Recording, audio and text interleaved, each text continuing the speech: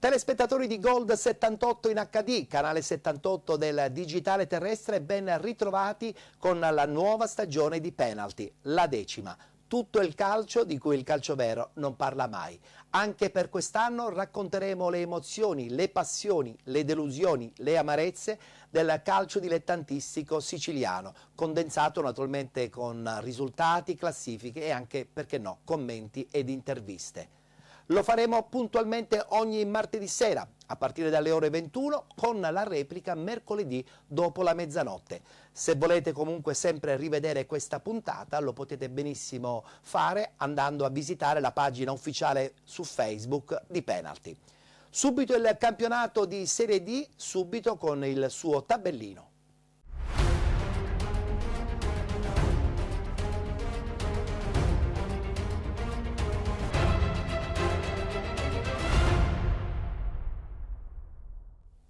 Questi risultati di domenica 27 settembre, prima giornata. Aciriale batte Rende 3-1, Biancavilla batte Città di Sant'Agata 4-3, Castrovilla Ridattilo 1-1, Cittanovese ACR Messina 2-2, FC Messina batte San Luca 2-1, Gelbison batte Santa Maria Cilento 3-2, Marina di Ragusa batte Licata 1-0, a Roccella Paternò batte Roccella 2-0 ed infine Rotonda batte Troina 3-0.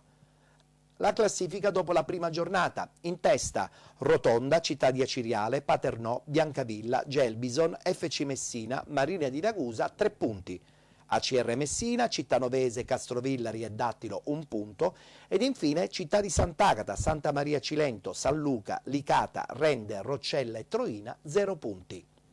Il tabellino per quanto riguarda il prossimo turno si giocherà domenica 4 ottobre, questi gli incontri: ACR Messina Biancavilla, Città di Sant'Agata Marina di Ragusa, Dattilo FC Messina, Licata Roccella, Paternò Castrovillari, Rende Cittanovese, San Luca Gelbison, Santa Maria Cilento Rotonda, Troina Aciriale.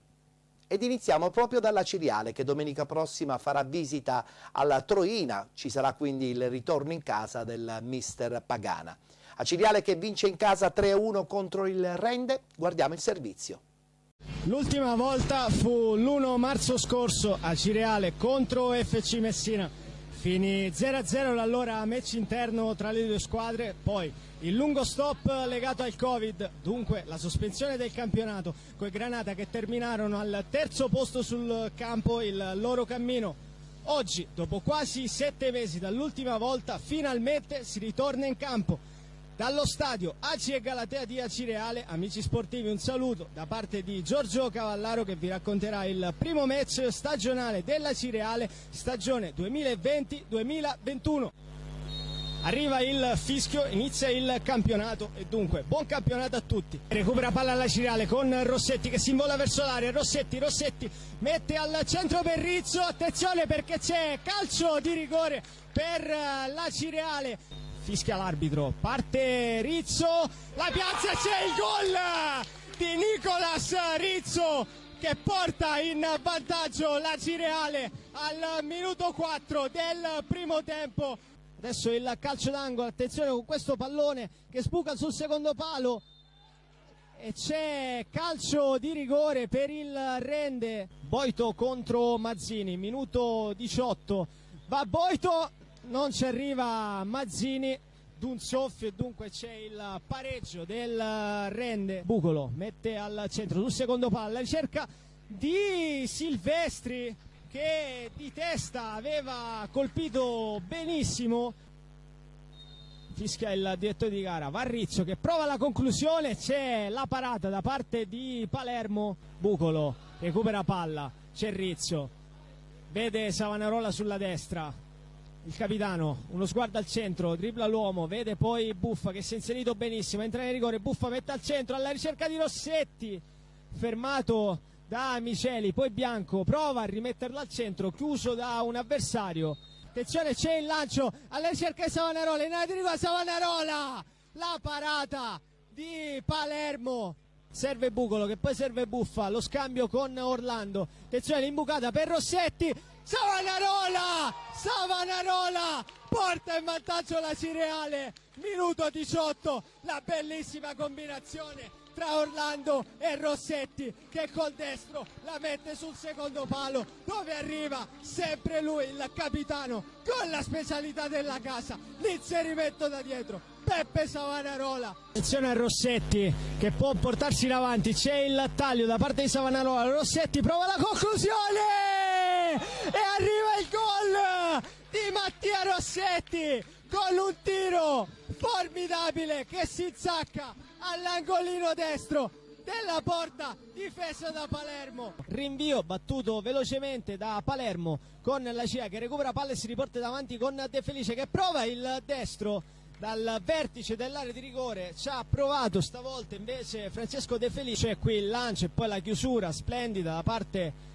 di Capitan Savonarola, e su questo recupero palla di Giulio Orlando in mezzo al campo arriva al minuto 50 il triplice fischio da parte del direttore di gara Matteo Canci, che sancisce la vittoria della Cireale, che sbriga la pratica renta alla prima gara ufficiale vincendo per 3-1. Ricordiamo le reti al primo tempo di Nicolas Rizzo su calcio di rigore, a cui ha risposto il calcio di rigore di Boito, e poi nel secondo tempo la Cireale che è scesa in campo con un altro pill e con un'altra cattiveria, le reti di Peppe Savonarola, poi di Mattia Rossetti a fissare il punteggio sul risultato finale di 3-1.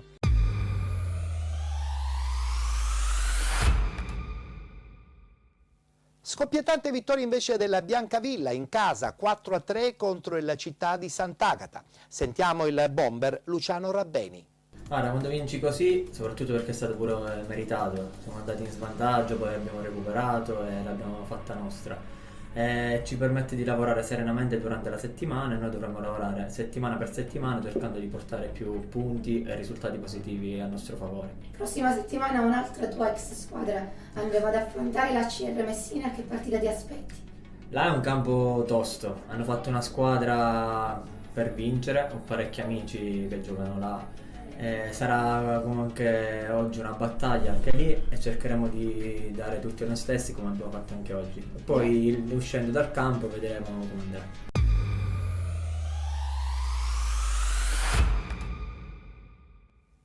Torna con un pareggio importantissimo al suo debutto in Serie D il Dattilo, che pareggia in casa del Castrovillari 1-1. Guardiamo il servizio.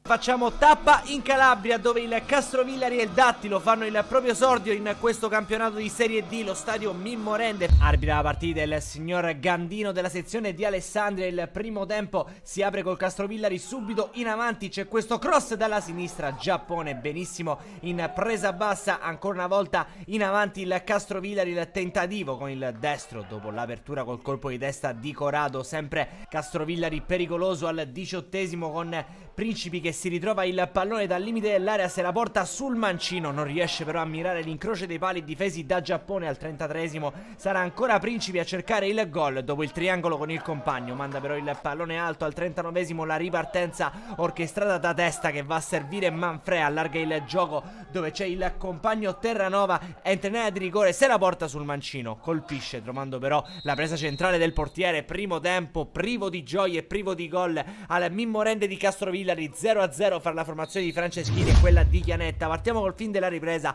al 46esimo, subito il Dattilo in avanti col pallone che finisce in area di rigore. Terranova viene steso da Fragapane, per il direttore di gara ci sono gli estremi per il calcio di rigore. Dattilo che la ghiotta chance di portarsi in vantaggio, parte dal dischetto destra, la conclusione del vantaggio del Dattilo è il primo gol in Serie D per la formazione biancoverde, che dunque sblocca le ostilità al Mimmo Rende di Castrovillari con il gol dell'ex Licata Testa. Il Castrovillari non riesce a reagire, si arriva fino al 70esimo, Fragapane corre sulla sinistra, va a liberare per il neoentrato Solinas che mette dentro, miracolo di Giappone, ma è tutto fermo, fischia il direttore di gara e chiude l'azione del Castrovillari, che poco dopo ci riprova, cross dalla destra, non riesce Corrado ad arrivarci, calcio d'angolo all'85esimo, stavolta prende l'ascensore il numero 9 e fa 1-1. Il Castrovillari trova il pareggio e di fatto beffa 5 dalla fine il Dattilo, che già pregustava la prima vittoria nella propria storia della Serie D. Al minuto 88 però i ragazzi di Mister Chiaretta hanno ancora forza per provarci. Cross dalla sinistra, pallone che arriva a Palermo, il neoentrato si coordina per la conclusione. Clamorosa la parata da parte del portiere Rizzitano, che in qualche modo salva il Castrovillari. Triplice fischio al Mimmorende, si dividono la posta in palio Castrovillari e Dattilo da una parte, il gol di testa dall'altra, quella di Corrado. Un cordiale saluto e alla prossima. Così come la Ciriale, anche l'FC Messina, al suo debutto in questa stagione 2021 nel campionato di Serie D, si porta a casa subito 3 punti. Vittoria 2-1 nei confronti del San Luca. Dal Franco Scoglio, FC Messina e San Luca per l'esordio ufficiale di questa stagione. Si osserva un minuto di silenzio per ricordare la scomparsa dell'arbitro De Santis e poi si può partire. Al secondo minuto FC Messina in avanti, rimessa laterale di Casella, Coria lavora il pallone, scarica all'indietro ma Alessandro Marchetti non riesce a beccare il bersaglio grosso. Al 16esimo la prima reale chance della partita con Levegue che crossa sul secondo palo, arriva l'incornata di Romero, allontana Marone e poi si salva l'FC Messina in calcio d'angolo. Bene il San Luca in questa prima parte di gara con Levegue, ancora lui pericoloso su calcio d'angolo al 24esimo, pallone che schizza sul secondo palo, Greco è l'ultimo a toccare ma la sfera termina sul fondo. Al 38esimo si accende il talento di Facundo Coria, qui serpentina, salta un avversario, resiste alla carica, cade in area di rigore, nulla per il direttore designato, il signor Alexander Giurgevic della sezione di Trieste. Al 44esimo si avvicina all'area di rigore l'FC Messina con Alessandro Marchetti che sventaglia il tentativo su calcio di punizione, l'uscita errata da parte dell'estremo difensore del San Luca, poi allontana il pericolo la difesa calabrese. Si conclude un primo tempo al Franco Scoglio che non passerà di certo alla storia per occasioni e spettacolo. Bene il San Luca ai punti, anche meglio dell'FC Messina ancora imbrigliato e che non conclude mai verso la porta di Callejo. Partiamo allora col film del secondo tempo. Subito FC Messina con D'Ambros, trova tra le linee Bevis, pallone scaricato sulla sinistra per Marco Garetto, il tentativo di cross alla fine si rivela un tiro, il portiere del San Luca mette in calcio d'angolo al minuto 49, è Coria che mette Bevis in movimento, si accende la velocità del francese che riesce a prendere la destra, crossa dentro, Balistreri ci prova di prima, alto sopra la traversa il tentativo dell'ex Marsala. Al 54esimo calcio d'angolo per il San Luca, Levegue mette in mezzo con il mancino, pallone che viene prolungato, poi una mischia, Pitto si inventa questo colpo di tacco e porta in vantaggio il San Luca. Gran gol del difensore della formazione di Mister Cozza che sblocca dunque il risultato. A sorpresa il San Luca in vantaggio al Franco Scoglio contro l'FC Messina. Che gol per il numero 23. Deve reagire l'FC Messina qui con Coria che però perde il pallone a centrocampo. Attenzione allora alla ripartenza da parte del San Luca, la sfera che termina a Barnoschi, qui non è perfetto, Romero prova ad approfittarne, la scivolata va a vuoto, ancora Romero, Marone salva in calcio d'angolo l'FC Messina che al 60esimo trova il gol del pareggio, cross di Alessandro Marchetti, colpo di testa di Coria, salva sulla linea un difensore, arriva Giuseppe Palma, il neoentrato, butta giù la porta di Callejo e fa 1-1, primo gol da parte di Giuseppe Palma. L'ex Turris va a riequilibrare il risultato, il centrocampista campano, uno dei nuovi volti in casa FC Messina che poi dalla sinistra con Gil trova il cross, pallone per Bevis, all'indietro per Marchetti, viene esteso per il direttore di gara, questo è calcio di rigore e allora la ghiotta chance di ribaltare una partita per i giallorossi complicatissima fino a questo momento. Dal dischetto Facundo Coria affronta il portiere, lo spiazza ed è il primo vantaggio in questo campionato dell'FC Messina che dunque riesce a reagire allo svantaggio di Pitto con i gol prima di Palma e poi di Coria, proprio Coria che qui lavora il pallone per Ebui, scarico all'indietro dove c'è Bevis, pallone che viene controllato in due tempi dal portiere del San Luca. Ancora in ripartenza ci prova l'FC Messina che dopo aver trovato il vantaggio riesce a trovare sempre più confidenza con il possesso del pallone. Ebui per Bevis, destro centrale, facile preda del portiere Callejo. Il San Luca si spegne alla distanza però al minuto 79 chiede un calcio di rigore, calcio di punizione di Carbone sul tiro da fermo, respinge la barriera con la schiena Mike Ebui, non si fa ingannare il direttore di gara. 4 minuti di recupero al Franco Scoglio e poi termina la partita, esordio con vittoria ma con tanta fatica per l'FC Messina contro la matricola San Luca che può uscire a testa alta dal Franco Scoglio. I gol prima di Pitto, poi di Palma e alla fine il sigillo di Coria. Un cordiale saluto e alla prossima. Finisce 3-2 per la Gelbison, lo scontro in casa contro il Santa Maria Cilento. La Gelbison batte la Polisportiva Santa Maria per 3-2 e si aggiudica il derby del Cilento. Esordio assoluto per la formazione di Santa Maria di Castellabate nel campionato di Serie D. Nei primi minuti, infatti, i giallorossi pagano l'emozione dell'esordio, lasciando spazio e campo alla formazione di casa allenata da mister Ferrazzoli. Un pallone minaccioso attraversa tutta l'area di rigore sugli sviluppi di un corner e poi una successiva conclusione termina però alta sopra la traversa della porta difesa da Polverino. Dalla parte opposta, la formazione di mister Esposito si fa vedere con il giovanissimo Citro, ma la sua conclusione è schiacciata troppo sul fondo. Più pericoloso è invece il tiro di Capozzoli, che con la sua conclusione fa tremare la traversa della porta difesa da D'Agostino. Dalla parte opposta è Fiolia invece con un colpo di testa a colpire il palo a portiere praticamente battuto, mentre Tedesco con una diagonale fa terminare la palla sul fondo. Dalla parte opposta Capozzoli rientra e lascia partire il suo sinistro che non impegna particolarmente D'Agostino, ma arriva il vantaggio con l'autorete di Montuori che sporca un traversone di Bozza Otre e fa esplodere la gioia dei calciatori oggi in maglia bianca. Primo gol assoluto in Serie D per la Polisportiva Santa Maria, che raddoppia poi perché Maggio viene atterrato in area di rigore da Montuori. Per il direttore di gara non ci sono dubbi, è penalty. Inutili le proteste dei calciatori vallesi. Dagli 11 metri è lo stesso Maggio, ex di turno, a portare la Polisportiva sul 2-0 e a far esplodere ancora una volta la gioia dei compagni. La Gelbison accusa il colpo e si va così al riposo sul doppio vantaggio per la formazione di Santa Maria di Castellabate. Nella ripresa però cambia decisamente il copione della match e la squadra di mister Ferrazzoli riesce a capovolgere il risultato nel giro praticamente di 8 minuti. Prima ci provano con una conclusione che non impegna però particolarmente l'estremo difensore Polverino. Dalla parte opposta conclusione di Capozzoli smorzata dalla difesa. La Gelbison ci prova anche con un calcio piazzato, ma la palla è altissima sopra la traversa. Maggio in contropiede ha la palla del 3-0, ma D'Agostino gli nega la gioia del gol. Gol mangiato, gol subito perché dalla parte opposta e Gagliardi da poco è entrato a riaprire le sorti del match. Suona la carica in casa Gelbison che guadagna un calcio di rigore. Per il direttore di gara anche in questa circostanza non ci sono dubbi, assegna il penalty ai vallesi. Uliano dal dischetto supera Polverino per il 2-2. La formazione di mister Esposito accusa il colpo e la Gelbison trova anche il gol del 3-2 con Tedesco che supera l'incolpevole Polverino siglando la rete del 3-2. Nel finale la Gelbison legittima il vantaggio, mentre la Polisportiva ci prova con 2 tentativi di Maggio e Romano, senza però sortire gli effetti desiderati. Termina così 3-2 per la formazione di Vallo della Lucania, che si aggiudica il derby del Cilento.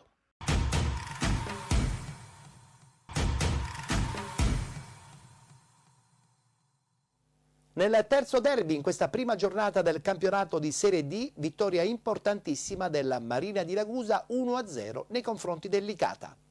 Finalmente si torna in campo, lo si fa allo stadio Aldo Campo di Ragusa per la prima giornata del campionato di Serie D girone. Il Marina di Ragusa di mister Salvatore Utro ospitava il Licata Calcio di mister Giovanni Campanella. Osservato anche all'Aldo Campo il minuto in memoria dell'arbitro De Santis e si può partire subito. Civilleri che prova a insidiare addirittura dalla zona mediana la porta difesa da Pellegrini. Il Licata che parte meglio con questo cross che va a cercare Cannavò, prova a sbracciarsi Cannavò, lamentano un possibile calcio di rigore, ci poteva anche stare dal nostro replay. Risposta dei locali affidata al tentativo di Daniele Di Bari che qui viene servito in profondità, prova a lasciare andare il mancino interessante, va vicino alla trasversale al 13° filtrante di Civilleri per Ademo che tutto solo davanti a Pellegrino riesce anche a sciupare una ghiotta occasione, tutto fermo però per posizione di offside. Scorriamo fino al 17° corner da sinistra in favore del Licata, spizzata di Civilleri, la palla carambola al limite dove Camacho prova a esplodere il destro, da dimenticare però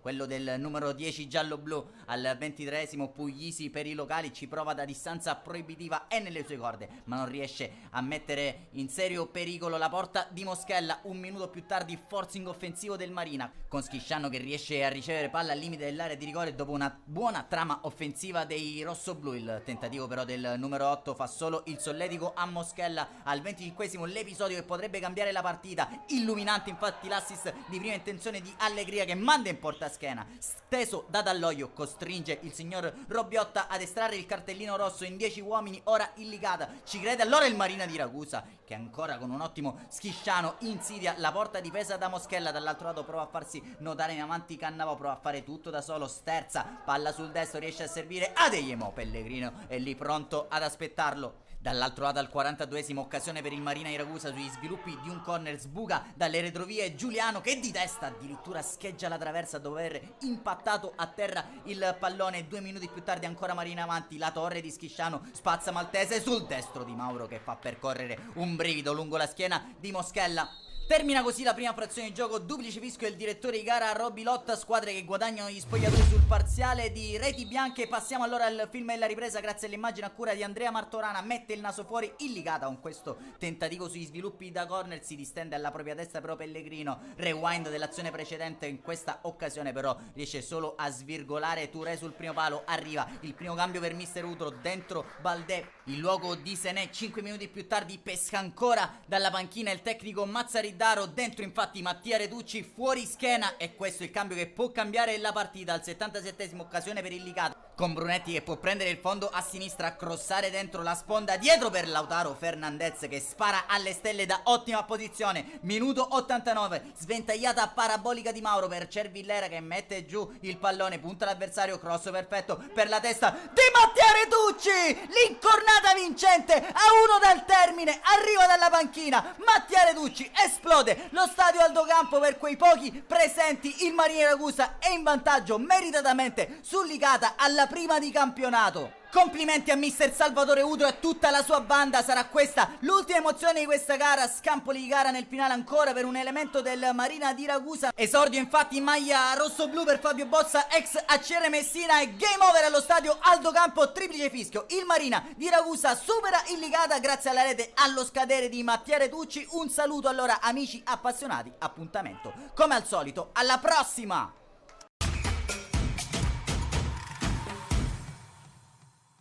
Sorprende, ma siamo molto contenti, la vittoria fuori casa del Paternò 2-0 contro il Roccella.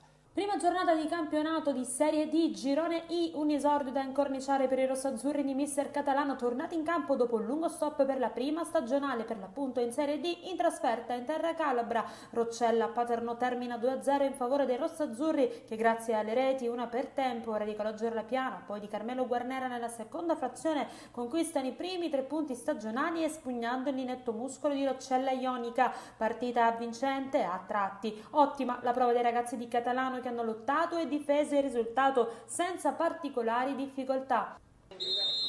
Fischio d'inizio e cronaca, subito pericoloso il Paternò al minuto 2, angolo di La Piana, Mazzotti colpisce di testa, la sfera viene però respinta sui piedi di Coris, sulla linea Iacono sventa miracolosamente il pericolo. Al sesto ci prova Manfrè ma la conclusione si spegne alta.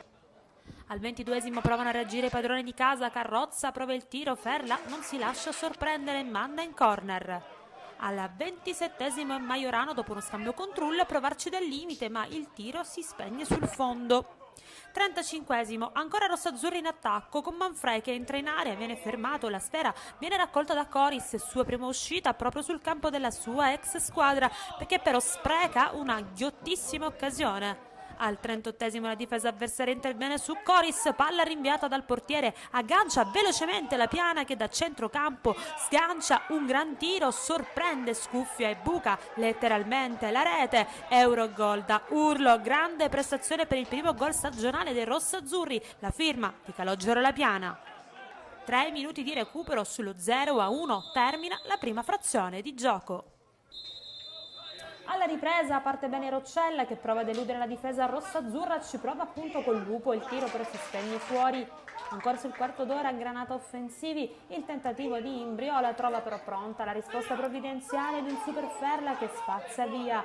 Al minuto 18 ecco il primo cambio operato da mister Catalano, Manfred lascia spazio a Guarnera, poi sarà la volta di Capitan Trulle per Baglione, ancora Puglisi, poi per Aureliano, dal 34esimo ultimo cambio Coris esce per favorire l'ingresso di Carioto. Al 36esimo sul calcio d'angolo battuto magistralmente dalla Piana, Guarnera in anticipo su tutti, di testa non ci pensa due volte, siglando il raddoppio rosso-azzurro e mettendo da parte la pratica. 3 minuti di recupero, poi il triplice fischio che assegna la prima vittoria ed i primi 3 punti stagionali al Paterno Calcio. Unica squadra nella prima giornata si segnala ad uscire vincente da una gara in trasferta. Prossimo appuntamento al Falcone Borsellino, dunque in casa contro il Castrovillari.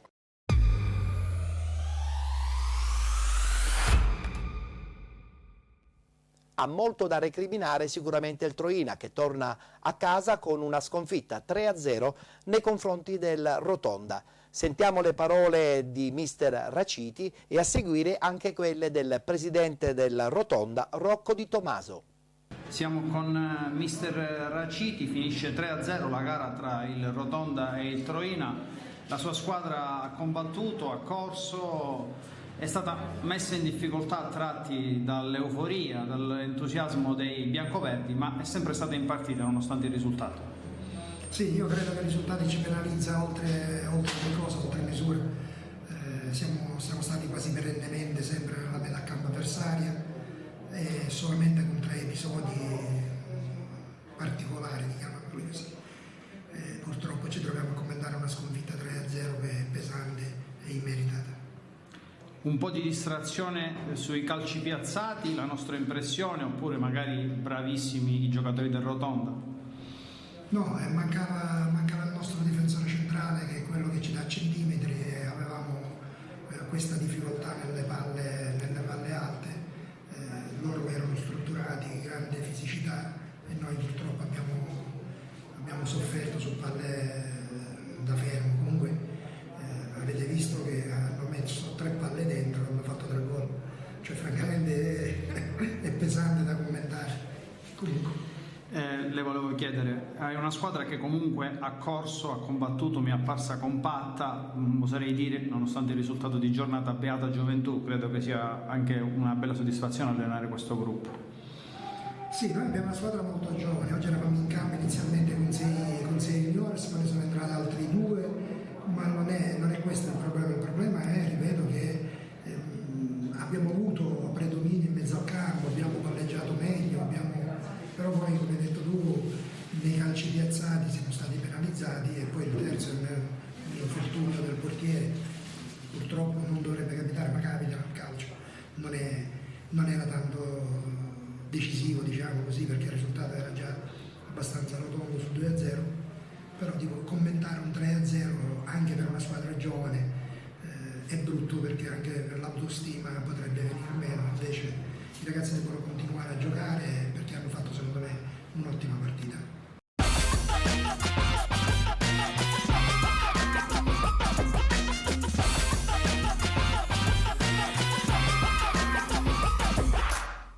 Con il presidente Rocco Di Tomaso, 3-0 contro il Troina, un Rotonda che inizia con il piede giusto, tra l'altro al Disanzo.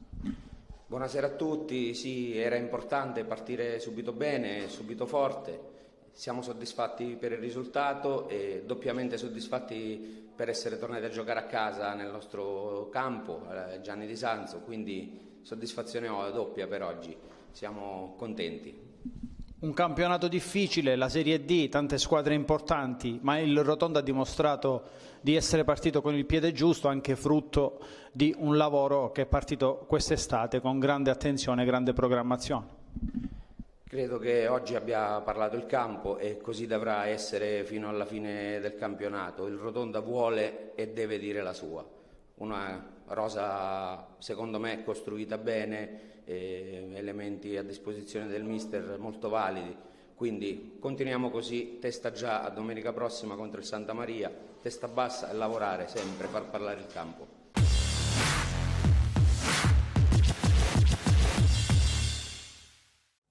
Tranne per qualche squadra, quasi tutte le siciliane hanno portato punti in questa classifica. Siamo soltanto alla prima giornata, ma già dalla prossima sicuramente potrebbero arrivare parecchie novità, perché saranno 4 i derby che si disputeranno.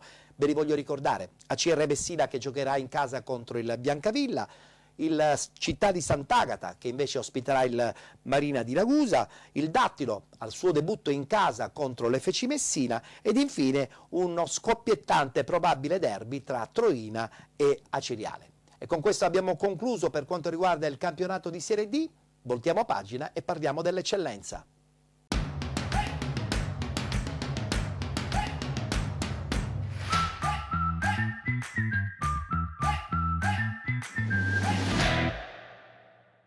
Prima di parlare del campionato di eccellenza ed in modo particolare del girone A, voglio ricordarvi che noi siamo in onda su Gold 78, siamo in onda ogni martedì a partire dalle ore 21, siamo poi in replica anche il mercoledì sera dopo la mezzanotte. Se volete rivedere questa puntata basta andare nella pagina ufficiale Facebook di Penalty.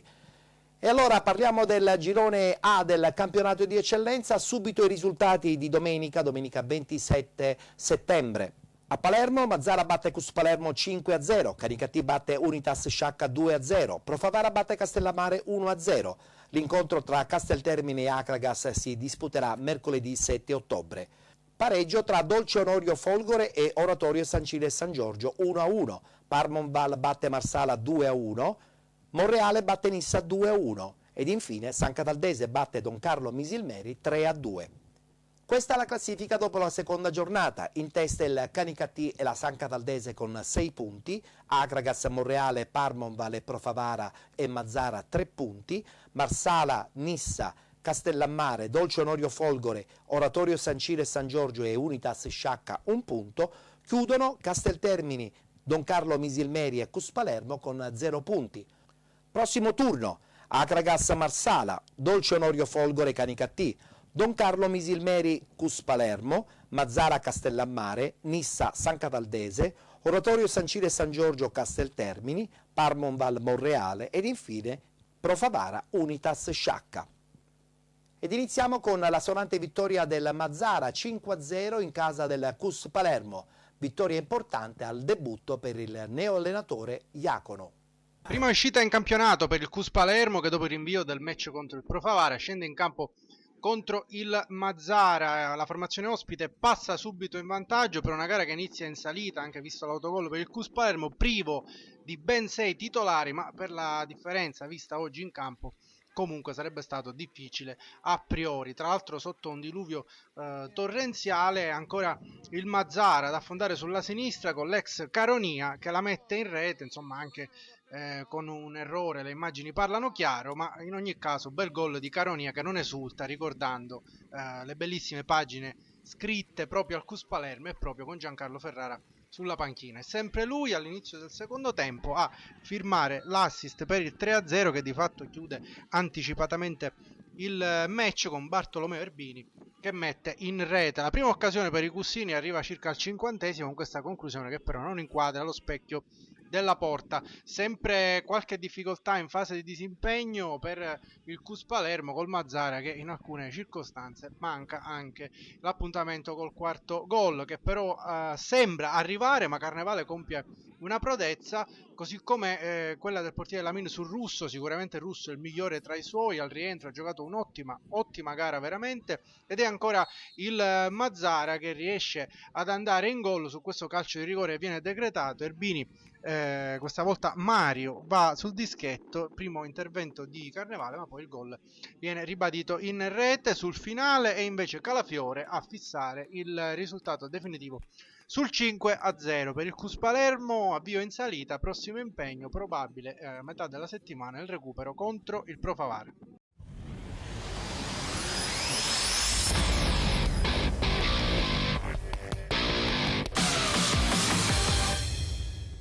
Solo pura formalità invece la vittoria del Canicattì in casa 2-0 con l'Unitas Sciacca. Seconda giornata di andata del campionato di eccellenza Girone A. L'arbitro designato dalla Lega dirige l'incontro, il signor Giovanni Marturana della sezione di Enna. Partiti in questo preciso momento e viene in avanti il Canicattì. Iezzi, Tedesco, il tiro e la parata di Zummo, si sgancia in avanti Russello. Iezzi, ottimo il passaggio per Prestia, ancora Prestia, il tiro di Prestia.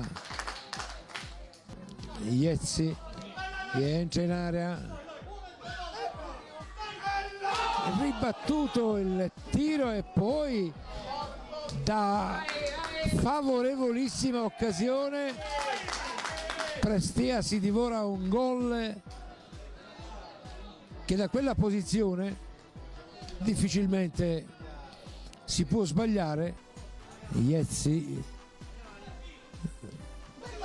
il tiro di Tedesco, una bomba vera e propria che scheggia la traversa. Tutto pronto per la ripresa del gioco del secondo tempo. Partiti. Prestia, Iezzi, il tiro di Iezzi, cross in area, calcio di rigore, il tiro e la rete. Canicattì che passa in vantaggio con Federico Matera. Malluzzo, palla in area, Iezzi, il tiro di Prestia, tutto pronto per il tiro alla bandierina che avviene in questo preciso momento e c'è il raddoppio. E c'è il raddoppio di Matera, doppietta personale e 2-0.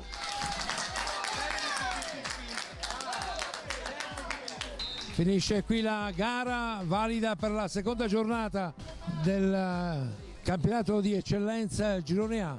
Canicattì al Saraceno di Lavanusa batte l'Unitas Sciacca per 2-0 grazie alle reti segnate entrambe da Matera. Finale allo stadio Saraceno di Lavanusa, Canicattì 2, Unitas Sciacca 0.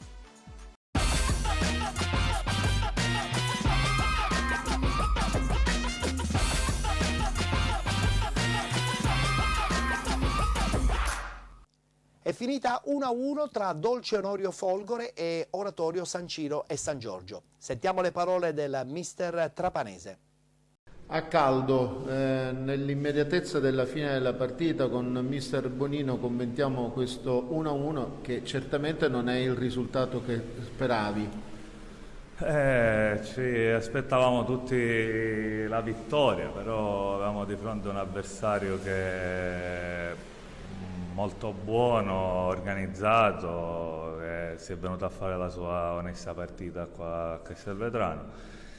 Peccato perché dopo essere passati in vantaggio, dopo un minuto abbiamo preso l'1 pari e quindi abbiamo dovuto ricominciare a giocare, a cercare di fare qualche azione pericolosa perché loro erano messi molto bene dietro e trovavamo molte difficoltà. Mister, qualche analogia anche con la gara, se vogliamo, di Agrigento, una Folgore che inizia ad avere paura perché già nel corso dei primi minuti l'ha scampata questa volta davvero grossa.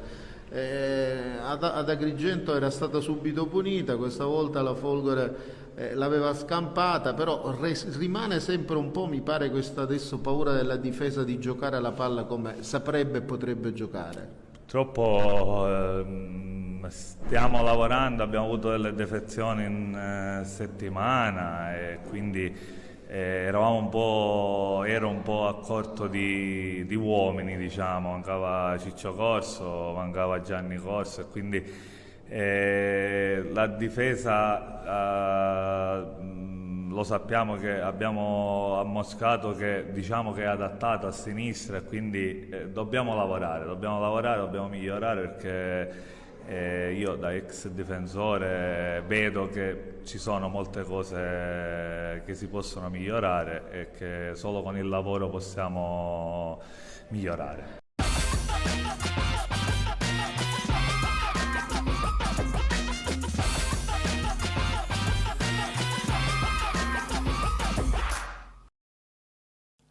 Seppur sotto in casa contro la Don Carlo Missilmeri, vittoria in rimonta per la San Cataldese, 3-2 proprio contro il Don Carlo Missilmeri.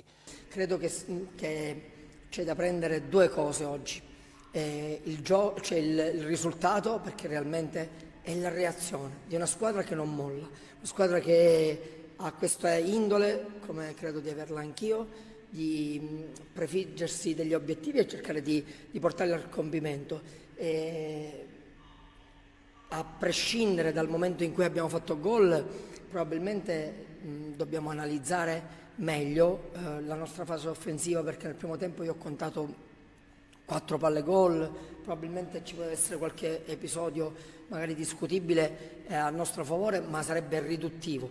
Credo che dobbiamo correggere gli errori, perché nascono da due svarioni da parte nostra, quindi abbiamo possibilità di migliorarci. Però sottolineiamo una cosa: credo che questa squadra abbia una caratteristica, ha un gruppo forte, ha un gruppo di gente, di uomini, lo ribadisco, lo dico da sempre. Siamo stati attenti con la società, bravissimi direttori, la società, a scegliere intanto degli uomini, e lo dimostrano quotidianamente. Chi gioca dall'inizio, chi va fuori, chi è in campo non molla, ci vogliamo divertire, perché è questo. Anche oggi ho dato spazio ad altri ragazzini e questo è importante, e abbiamo portato a casa comunque una partita meritata, strameritata. Complimenti comunque al Missilmeri, che ha provato le proprie giocate. Noi durante la settimana ai ragazzi ho fatto vedere 2-3 momenti loro, perché era una squadra che aveva un'idea, che poi è stata ottimamente arginata.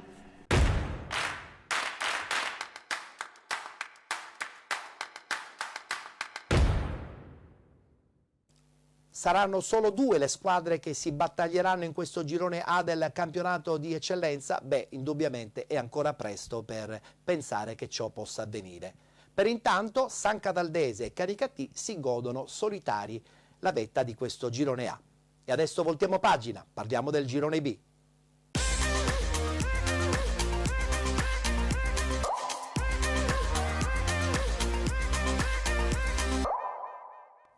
Un girone B dove abbiamo in testa la squadra messinese di Furnari e la squadra catanese di Torrisi. Guardiamo i risultati di questa seconda giornata, 27 settembre 2020. Carlentini batte Acicatena 3-2, Igea 1946 batte Atletico Catania 1-0, Aci Sant'Antonio vittorioso ad Enna per 1-0, Giarre batte Real Siracusa Belvedere 1-0, Ionica batte Santa Croce 1-0, Acquedolci batte Siracusa 2-1, Palazzolo batte Catania San Pio X 1-0, Virtus Ispica batte Ragusa Calcio 3-1. In classifica, come vi avevo già anticipato, Aci Sant'Antonio e Igea 1946 con 6 punti, Carlentina e Ionica con 4, Santa Croce, Atletico Catania, Acquedolci, Palazzolo, Virtus Ispica ed Enna 3 punti, Siracusa e Ragusa 1 punto, Mascalocia San Pio X, Real Siracusa Belvedere e Aci Catena 0 punti. Prossimo turno, domenica 4 ottobre, questi gli incontri: Carlentini Enna, Catania San Pio X Santa Croce, Aci Sant'Antonio Giarre, Acquedolci Aci Catena, Ragusa Calcio Atletico Catania, Real Siracusa Belvedere Palazzolo, Virtus Ispica Ionica, Igea 1946 Siracusa. Vittoria fuori casa dell'Aci Sant'Antonio in quella di Enna 1-0, questo è il gol che stiamo guardando, quello di Giannaula su calcio di rigore. Sentiamo adesso le parole di Alfio Torrisi. Abbiamo svolto una partita difficile, come sapevamo, contro un forte avversario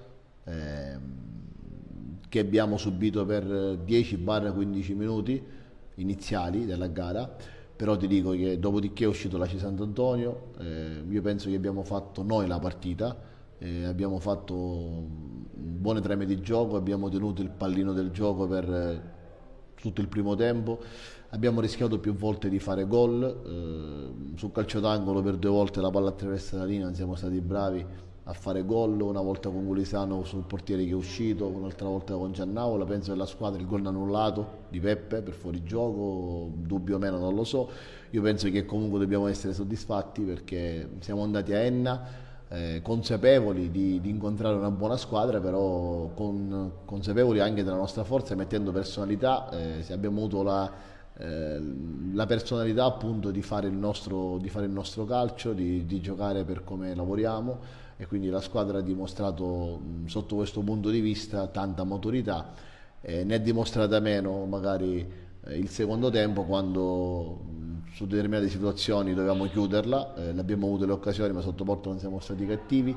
potevamo gestirla meglio in un quarto d'ora del secondo tempo quando loro sono rimasti con meno uomini, abbiamo avuto meno pazienza, ci siamo fatti prendere dalla partita, dalla confusione, su questo aspetto dobbiamo migliorare, però io penso che oggi un paese, tutto il paese deve essere orgoglioso, perché andare a vincere a Enna contro una squadra importante come l'Enna, contro una città capoluogo di provincia che fanno investimenti veramente importanti per fare un campionato di alta classifica, devono cogliere tutti.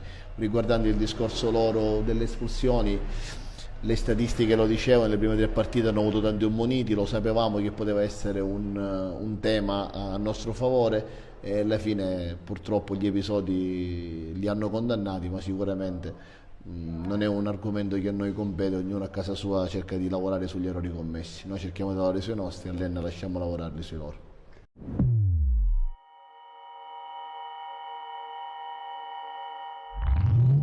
Hanno iniziato il loro campionato nel migliore dei modi, adesso è il momento di dare continuità ai risultati. Parliamo di Enna e Aci Sant'Antonio che si affrontano per il secondo turno del campionato di eccellenza. Formazione di mister Torrisi reduce dalla vittoria per 3-1 tra le mura amiche contro l'Aci Catena. Formazione di mister Sebbi Catania che invece ha fatto il colpaccio per 2-1 sul campo del Real Siracusa a Belvedere. Terna arbitrale affidata a Caruso di Palermo, assistenti Quattrotto e Calarese di Messina. Subito Enna in avanti al 12° col tentativo dalla sinistra. Russo mette dentro un rimpallo, favorisce la conclusione da parte di Franzino. C'è una gran parata doppia di Cirnigliaro, prima sul calciatore giallo-verde con la numero 8 e poi sul secondo tentativo di Navarrete. Clamoroso il portiere dell'Aci Sant'Antonio in questo caso. Al minuto 13 il cross da parte di Navarrete per Yobua che dalla destra cerca ancora di sorprendere Cirnigliaro, che è strepitoso a mettere in calcio d'angolo. Prima chance al 18° anche per l'Aci Sant'Antonio, il lancio di Milizia dentro per Giannaula e colpo di testa. Varrebbe il gol del vantaggio, ma è tutto fermo per dubbio fuorigioco segnalato dall'assistente del direttore di gara. Non è d'accordo ovviamente Giannaula. Incursione di Frittitta al 33°, 1 contro 1 con Yobua. Frittitta prova a entrare in area di rigore, viene esteso così, ma anche in questo caso per Caruso non ci sono gli estremi per il calcio di rigore. Fofanà lancia qui Gulisano, il portiere Mangione esce, colpisce con le mani nettamente fuori dall'area di rigore, ma per Caruso è solo giallo tra le proteste ovvie e normali giustificate da parte dell'Aci Sant'Antonio. Sarebbe stata espulsione sacrosanta per il portiere dell'Enna sul calcio di punizione. Ci prova così Giannaula, pallone che finisce largamente alto al minuto 39. Il tiro dalla distanza da parte di Piuga non può sorprendere un Cirnigliaro in giornata di grazia. Duplice fischio allora ad Enna, 0-0 ancora tra Enna ed Aci Sant'Antonio. Bene la formazione di mister Torrisi, pericolosa anche quella di mister Sebbi Catania. Biancazzurri salvati da uno strepitoso Cirnigliaro. Nel secondo tempo l'Aci Sant'Antonio troverà tanti episodi che porteranno la formazione di mister Torrisi a sbloccare il risultato. Il primo al 57°, espulsione diretta per Lusero, reo di aver dato una comitata a Milizia. Segnalazione da parte dell'assistente, c'è un calcio di rigore per l'Aci Sant'Antonio con Giannaula che si presenta sul punto di battuta. Siamo all'ora di gioco, Giuseppe Giannaula affronta il portiere avversario, la rincorsa e gol, potentissima la trasformazione di Giannaula e e 0-1 per l'Aci Sant'Antonio, quarto gol in altrettante partite tra Coppa e campionato per Giuseppe Giannaula, il bomber di questo Aci Sant'Antonio. Tante proteste in casa Enna, arriva infatti la seconda espulsione, stavolta per Russo, spintone al direttore di gara, 68esimo, entra Pedrullo per Fofana al 73esimo, invece ancora Aci Sant'Antonio in avanti col pallone in profondità per Giannaula, rallenta il numero 9 dalla destra, prova l'1 contro 1, sterza, mette il cross dentro per Tomarchio, cerca la gran giocata in acrobazia, manda però il pallone alto in 11 contro 9, Lenna riesce però a rendersi pericolosa, qui apertura di Grasso per Franzino, pallone che finisce dentro, ancora Cirnigliaro per l'ennesima volta riesce a respingere la conclusione di Cabangu, entra a Porto per Tomarchio al 78esimo, all'81esimo invece Frittita lancia così con il colpo di testa Giannaula entra in area di rigore, l'intervento di Tomarchio con la mano lascia correre il direttore di gara, in questo caso sarebbe stato il secondo calcio di rigore per l'Aci Sant'Antonio in questa partita al minuto 85, Franzino mette dentro col calcio di punizione, la sfera finisce fuori, Piuca alza troppo la mira, minuto 86, il lancio lungo da parte di Cirnigliaro che prova a lanciare Frittita, viene steso così da una gomitata di Yobua e arriva in maniera clamorosa la terza espulsione in questa partita per Lenna, che resta in 8 uomini per doppia ammonizione. Yobua lascia anticipatamente il terreno di gioco al 90esimo, incursione da parte di Giannaula, c'è tanto spazio ovviamente per l'Aci Sant'Antonio, Giannaula serve Frittita, il mancino troppo schiacciato da parte di Frittita, termina fuori al 94esimo, però rimessa laterale di Horara che serve Cabangu, riesce a scaricare all'indietro, arriva una conclusione che termina alta sopra la traversa ancora del solito Piuca al minuto 95, Lenna ci prova con il calcio d'angolo, c'è anche il portiere in the box, allora riparte in contropiede l'Aci Sant'Antonio, la conclusione da parte di Giannaula, lenta sembra arrivare verso la porta ma poi si spegne sul fondo, triplice fischio allora ad Enna, l'Aci Sant'Antonio vince ancora a 6 punti in 2 partite ed è prima in classifica nel girone B di eccellenza, festeggia la formazione di mister Torrisi che dopo la vittoria con l'Aci Catena si impone di misura sul campo dell'Enna, decide come sempre Giuseppe Giannaula, un cordiale saluto e alla prossima.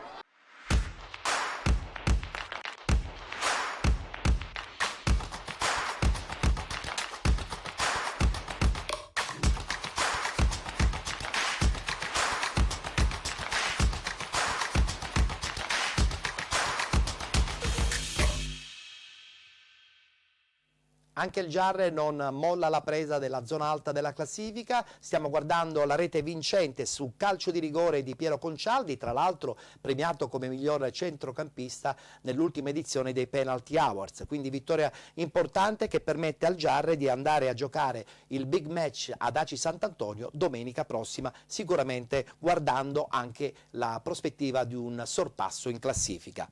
Al ritorno nel campionato di eccellenza, vittoria della Ionica 1-0 contro il Santa Croce. Seconda giornata del campionato di eccellenza dal Valerio Bacigalupo di Taormina, la Ionica dopo il 2-2 della prima giornata contro il Ragusa affronta il Santa Croce vittorioso nel primo turno per 2-0 contro il Palazzolo. Arbitra la partita il signor Alessio Marino della sezione di Acireale, assistenti anch'essi acesi Alessio Reitano e Sebastiano Antonio Grasso, maglia rossa a inserti bianchi per quanto riguarda la Ionica, maglia azzurra invece per quanto riguarda il Santa Croce. Partiamo col fin del primo tempo, dopo 2 minuti subito gli ospiti con l'azione di Di Rosa, sfera che arriva a Floridia dalla destra, il pallone viene messo in mezzo, un tentativo di tiro cross, facile preda di Romano al 5° minuto, Savoca va a servire all'indietro per Interdonato, il pallone arriva in area di rigore dove c'è Esmiroldo, controlla la sfera, potrebbe provare la conclusione, attenzione però perché ritarda, viene steso in area di rigore per il direttore di gara, si può continuare, nulla infatti per il fischietto acese al minuto 15, Esmiroldo a provarci dalla distanza, sfera che però termina al lato al 25esimo, Leone riceve questo lancio dalle retrovie, prova a controllare, c'è però il pressing ottimo da parte di Branca, attenzione al calciatore che allarga per Max Gagliardo, a un po' di metri l'argentino, può mettere sulla destra dove c'è Alessio Savoca, Savoca rientra sul mancino, lo prova, facile preda però del portiere avversario al 33esimo, è Leone che illumina il gioco in casa a Santa Croce con questo lancio per Di Rosa, dalla sinistra Di Rosa prova a rientrare verso il destro, destro, la sua conclusione finisce però flebile tra le braccia di Romano. Al minuto 40 Max Gagliardo prova ad inventare per vie centrali, trova Smiroldo mette per Branca dal limite dell'area, finta il destro, poi col sinistro va a ciabattare completamente lisciando il pallone. 0-0 al termine dei primi 45 al Valerio Bacigalupo. Ionica e Santa Croce non si fanno male fino a questo momento, meglio i Santateresini rispetto agli ospiti, ma manca la concretezza in zona gol. Partiamo col film della ripresa che si apre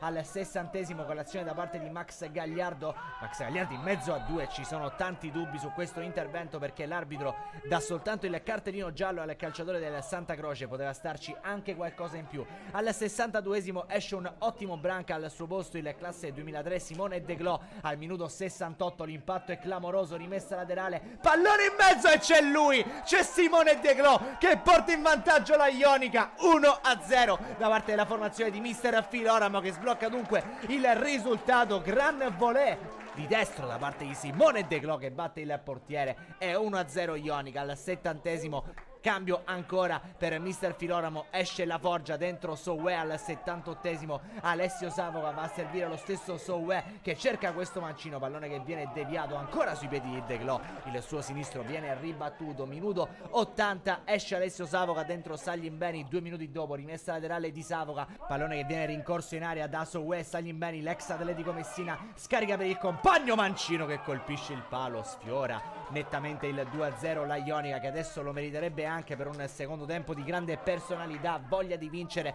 per i Santateresini. All'85esimo c'è però una conclusione dalla distanza per il Santa Croce, Romano riesce a deviare, l'azione prosegue, cross dalla destra, ancora il portiere della Ionica decisivo. Al 90esimo esce Smiroldo dentro Eceverria. Al minuto 92 la sfonda di testa da parte di Di Rosa per San Martino che prova questo destro, Romano fondamentale, mette in calcio d'angolo, triplice fischio, arriva la prima vittoria di questo campionato per la Ionica che grazie al gol da parte di Simone De Glo alla meglio sul Santa Croce. 4 punti in 2 partite per i Santateresini, un cordiale saluto e alla prossima.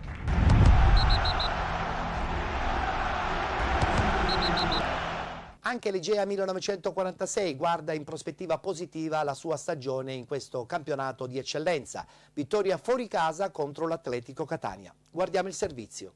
Una sfida che mette di fronte due squadre che dopo la prima giornata di campionato si ritrovano appiaiate in testa al girone B di eccellenza con 3 punti. Dal Comunale di Montepo Atletico Catania, il Igea 1946 per la seconda giornata del massimo torneo regionale. Partiti proprio in questo istante con il primo pallone giocato dai barcellonesi. Ancora Cannone che alimenta l'azione per i suoi buon numero di Cannone che va a caricare il sinistro, parte la conclusione. Pallone di un soffio al lato. Al 12esimo, tanto però c'è l'Igea che attacca con Multanen, prova a controllare il limite dell'area, arresta la sua corsa, poi lo scarico per Biondo che prova a caricare il destro, parte il tiro, pallone di un soffio al lato al minuto 26, Assenzio può impostare, apre sulla sinistra per Crifò che rientra sul destro, passa in mezzo a 2 avversari, ne fa fuori anche un terzo, ancora Crifò apre però nuovamente dalle parti di Genovese che punta il fondo, parte il cross per Multanen, il colpo di testa, pallone di poco alto sopra la traversa al minuto 32. Pallone che arriva dalle parti di Assenzio che mette giù col mancino, prova a girarla ancora per Genovese che va in area di rigore, prova la conclusione col sinistro, la parata di Caruso che si distende alla sua sinistra e riesce a smanacciare la conclusione. Ancora multa nel colpo di testa sul cross di Santino Biondo. La conclusione di Pavisic dalla lunghissima distanza, tiro però che non ha inquadrato lo specchio della porta. Tenta di ripartire l'Atletico, Marino corre sulla corsia mancina, Sciotto commette fallo in maniera ovviamente involontaria, ha lisciato il pallone il difensore e arriva addirittura il cartellino rosso per Sciotto al 45esimo, dunque Igea che rimane in 10 uomini. È appena cominciato il secondo tempo di Atletico Catania, Igea 1946. Fischia il direttore di gara. Parte Assenzio, va direttamente verso lo specchio della porta, il pallone che passa, finisce in rete, il vantaggio dell'Igea con Assenzio che trova uno spiraglio dove riuscire a colpire. Cambia il parziale quindi al minuto 57, Roberto Assenzio, punizione velenosa che è passata in mezzo a una selva di gambe, alla fine si è andata ad insaccare nell'angolo più lontano alla sinistra del portiere Stefano Caruso. Prova a rispondere però l'Atletico Catania con l'affondo di Cannone che prova a caricare il sinistro, parte la conclusione in 2 tempi, lo Monaco. parte Assenzio, pallone tagliato dalle parti di Cassaro, poi rimane lì, batti e ribatti, la conclusione di Multanen, pallone al lato. Il fischio del signor Bonasera, parte Assenzio, c'è la deviazione da parte di Cassaro e la traversa che viene scheggiata dal difensore barcellonese, punizione affidata a Riccardo Cassaro. Pallone che supera il cerchio di centrocampo, lo stacco di testa di Piccolo, ma non c'è più tempo, arriva il triplice fischio del signor Bonasera. Vince dunque l'Igea per 1-0. Possono festeggiare il presidente Stefano Baresi con il suo mister Peppe Furnari, l'abbraccio, 2 vittorie su 2 per la formazione barcellonese.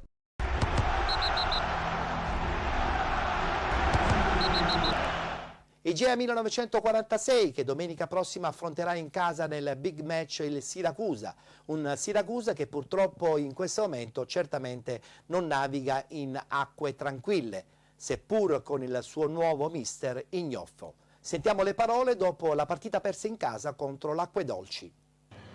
Pazienza, bisogna rimboccarci le maniche in maniera importante e cercare soprattutto di avere la forza di partire, perché se così si può dire ancora non siamo partiti. È normale che ci troviamo un po' in difficoltà sotto tanti punti di vista, è da 8 giorni, 9 giorni che sto con questi ragazzi, si stanno mettendo tutti quanti a disposizione per cercare di recuperare un po' il ritardo che hanno sotto tanti punti di vista. C'è da lavorare e cercare di tirare un po' più fuori le unghie, che sarebbero quelli che forse in questo momento sono in parte venuti meno. Anche il primo è un errore di valutazione, è un errore di posizione e su queste cose sicuramente dobbiamo lavorare parecchio. Abbiamo avuto poco tempo perché mi sono concentrato più su un aspetto della condizione fisica, dove sicuramente era precaria al mio arrivo, e molte cose su cui ancora abbiamo bisogno di lavorare probabilmente le ho affrontate in maniera un po' più non superficiali, però meno importanti rispetto a quello che è la condizione fisica, e ancora in questo siamo anche in ritardo, quindi spero di trovare la prossima settimana una situazione un po' diversa, ma già da questa settimana, devo dire la verità, i ragazzi sotto l'aspetto fisico qualche segnale di risveglio me l'hanno dato. Però non è solo l'aspetto fisico che manca, ma manca anche la fase conclusiva dove commettiamo troppi errori. No, la sfortuna io dico che sicuramente c'è e può capitare, però quello che è dopo la sfortuna sicuramente sono i limiti, perché qualche limite l'abbiamo. Una volta o due ti può andare male, ma non 8-9 volte sbagliare sempre situazioni che sembrano facili. Vittoria fuori casa 3-2 del Carlentini nei confronti della Cicatena. Sentiremo adesso le parole felici del mister ex di turno Vittorio Iemma e a seguire anche quelle del neo direttore generale Graziano Strano. Quasi tutti i reparti hanno risposto alla perfezione, ognuno con il proprio compito. Se vogliamo trovare un difetto al gioco, cosa dice mister Iemma? Ma se vogliamo trovare un difetto oggi è che magari non abbiamo avuto una buona circolazione della palla, ma purtroppo il vento fortissimo e il terreno di gioco non lo permettevano più di tanto.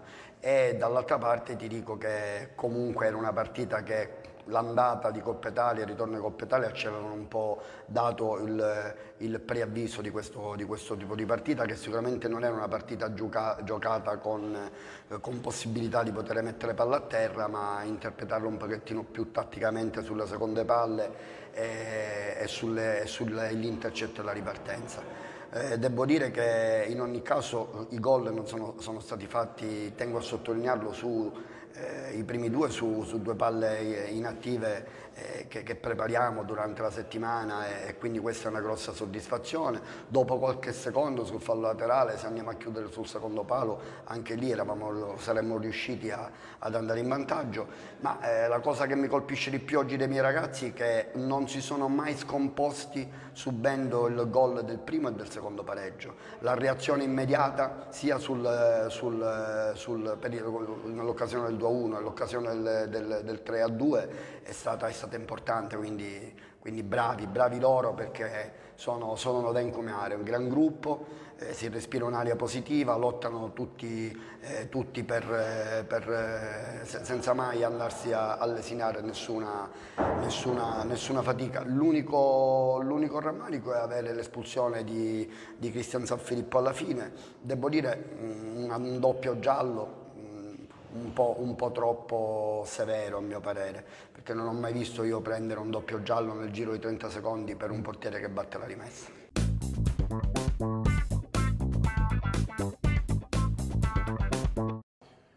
Buona la prima, bravo il mister, bravi i ragazzi, bravi tutti quanti. Oggi abbiamo dimostrato che qualcuno ha detto che andare a Carlentini era un azzardo, e invece io credo che il Carlentini quest'anno farà un campionato importante, guidato da un mister importante e una dirigente molto professionale e importante.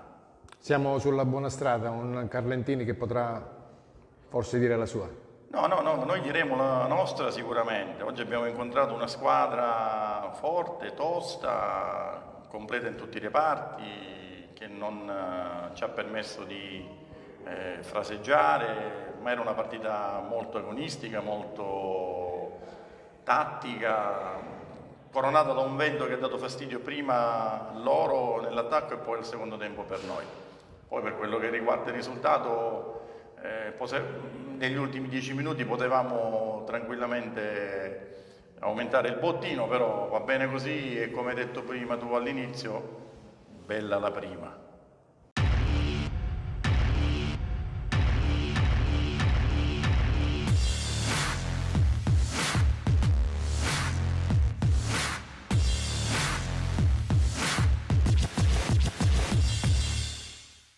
Ci fermiamo, adesso è il momento dello spazio pubblicitario, tra poco rientriamo in studio e parleremo dei 4 gironi del campionato di promozione.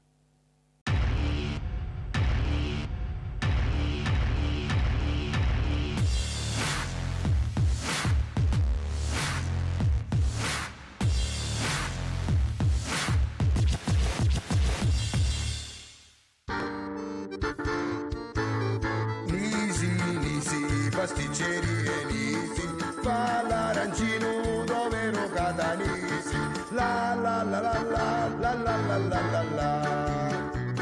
Comandano la devi e l'anziani, pistacchio coragù e muligiani, cannoli carico, tanzighi danza, a rigare la dovanza. Nisi, pasticcerie Nisi, convince a tutti, magari all'indecisi, la la la la la la la la la la la. Tavola calda e pasticceria ti fanno stare sempre in allegria. Colazione fai ogni mattina, un bello valzerotto e una treccina. Nisi, pasticceria Nisi, che sono prodotti ti fa passare la crisi. La la la la la la la la la la la.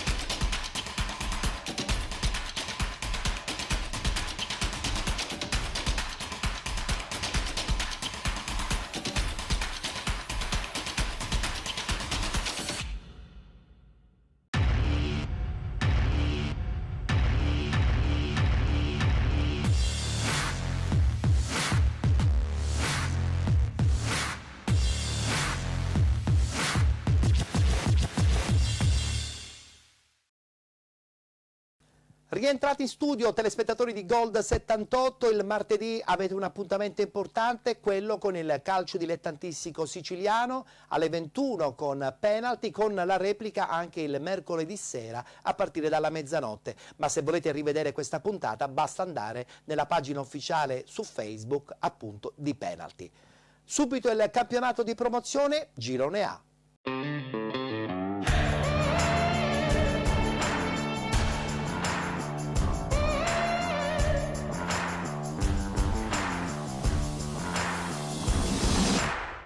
Questi risultati: Resultana San Lorenzo batte Sporting Termini 2-0, Casteldaccia Città dei Carini 3-0, Caltanissetta batte Città di San Vito Lo Capo 2-0, Fulgatore Master Pro Calcio 3-1, Camaratta Villabate 4-1, Lascari Raffadali 2-1, Mazzarese Punto 2 batte Super Giovane Castelbuono 4-2, ha riposato il Partinica Audace. Questa è la classifica. Conferma in testa per la Mazzarese Punto 2, Caltanissetta e Casteldaccia con 6 punti, Camarat e Lascari 4 punti, Città di San Vito Lo Capo, Fulgatore, Resultana San Lorenzo 3 punti, Sporting Termini, Città di Carini e Partinica Audace con il Villabate 1 punto. Chiudono Raffadali, Super Giovane Castelbuono e Master Pro Calcio con 0 punti. Subito il derby tutto palermitano, vittoria per quanto riguarda il Resultano San Lorenzo 2-0 contro lo Sporting Termini. Amici del campionato di promozione, appassionati del Resultano San Lorenzo, un caloroso benvenuto a tutti da Lenzo Curreri di Trabia, pronti per l'esordio, una partita che l'anno scorso non c'è stata, una partita che quindi aspettiamo sin dalla prima categoria. Sporting Termini contro Resultano San Lorenzo. Parte Clemente, Ilardi smanaccia fuori dallo specchio della porta, conclusione di potenza quella di Giampiero Clemente, ma sul palo del portiere parte ancora il Resultana, tocco verso Rosone, l'apertura, cercare Clemente, si butta dentro ancora Giovenco, Clemente mette in mezzo Rosone, colpetto, è un miracolo di Ilardi, Tinnirello. Lancia lunghissimo, Clemente tocca per Costa, c'è Rosone tutto solo, lo vede, lo serve, Rosona va via, calcio di rigore per il Resultano San Lorenzo e l'ammonizione all'indirizzo di Salvo Miranda, calcio di rigore per il Resultana. Intanto parte Clemente, 1-0, Resultano San Lorenzo che la sblocca sotto la pioggia dal dischetto del calcio di rigore, tanto contestato, tanto discusso dallo Sporting Termini. Giampiero Clemente non si lascia trasportare dal nervosismo. Schiavo, tenta la spizzata a Rosone e poi Clemente mette la parola fine a questa partita, il pescatore di perle diventa un rapinatore ed è finita, il Resultano San Lorenzo buona la prima, è spugnato il campo di Trabia con lo Sporting Termini e 2-0.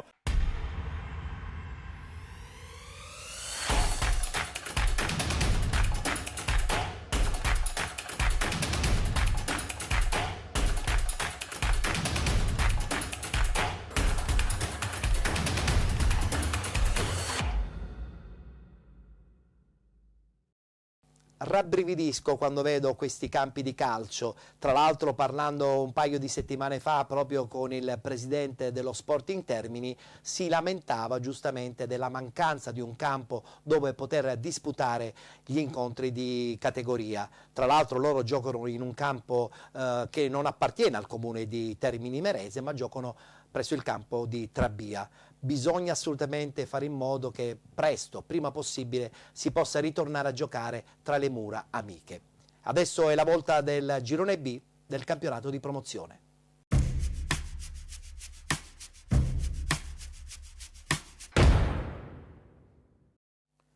Questi i risultati: Castelluccese batte Nuova Rinascita 3-2, Messana batte Due Torri 5-0, Profalcone batte Gangi 2-1, Gescal Gioiosa 1-1, Milazzo batte Nuova Azzurra 3-0, Rocca Acquedolcese batte Torrenovese 4-0, Sant'Angiolese batte Stefanese 1-0, ha riposato il Sinagra Calcio. In classifica forse già una fuga, Rocca Acquedolcese con 6 punti, Messana, Milazzo, Gescal e Gioiosa 4, Profalcone, Gangi, Castelluccese, Sant'Angiolese e Sinagra Calcio 3 punti, Nuova Rinascita, Stefanese, Nuova Azzurra, Torrenovese e Due Torri 0 punti.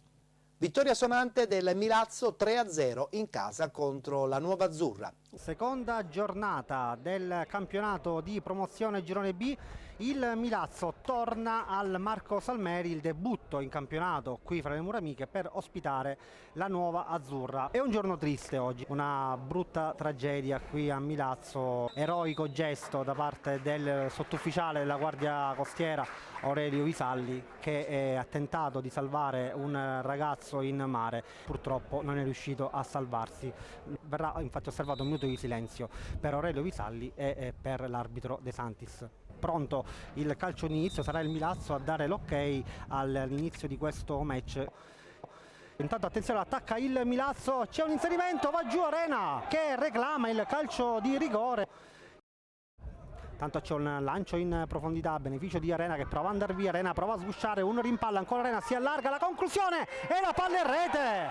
Il sinistro di Anthony Arena, azione insistita del numero 11 del Milazzo che calcia di sinistro all'angolino e il Milazzo che dopo 5 minuti si porta in vantaggio. La Spada, c'è un muro davanti a sé, deve allargare, lo fa in questo momento, poi c'è una bella palla in mezzo di Trimboli e poi attenzione la conclusione di Arena che è stata deviata. Arena che adesso scambia con in profondità verso recupero, la chiusura da parte della difesa della Nuova Azzurra, poi cicca il pallone e la conclusione di recupero che si perde alta, corner già battuto, Calcagno, palla in mezzo, il colpo di testa di Matinella sul fondo. Milazzo che comunque attacca con recupero, la sovrapposizione della Spada, lo vede recupero, la Spada, palla in mezzo e poi il raddoppio ancora una volta da parte di Arena, tocco sotto misura da parte del numero 11 del Milazzo al 25esimo, Anthony Arena, doppietta per lui al quinto e al 25esimo. È pronto Marcini con l'indestro di uomo in barriera, parte la parabola di Marcini con la sfera che sorvola la porta di Ragusa. Davide Leo in profondità per la Spada, la chiusura di Celai che lo travolge, la Spada riesce a mantenersi in piedi, la palla in mezzo è lunga ancora per Arena, Arena va sul fondo, poi in qualche modo la chiusura, poi la conclusione di recupero e la respinta. Parte la parabola di Calcagno, poi una mischia e arriva Davide Leo, la respinta, distinto di Celona, Milazzo vicinissimo al gol del 3-0. Ancora Calderone scambia con Cucè e poi allarga verso il numero 9 Piccolo, palla in mezzo, il colpo di testa e la sfera che colpisce il palo esterno. Colpo di testa di Parisi, Nuova Azzurra che crea la sua prima occasione del match. Seguiamo l'attacco del Milazzo con Chicco Danna, al limite Chicco Danna potrebbe concludere, lo fa e la sfera che va fuori, non di molto, fuori l'autentico protagonista del match Anthony Arena. La grande esperienza di Silvano Cariolo al servizio dell'SS Milazzo. Salvatore Leo, c'è il pressing di Marcini che riesce a soffiargli il pallone, ma Salvatore Leo che poi viene scalciato da Piccolo in maniera abbastanza pesante e poi doppia ammonizione e cartellino rosso per Gabriele Piccolo.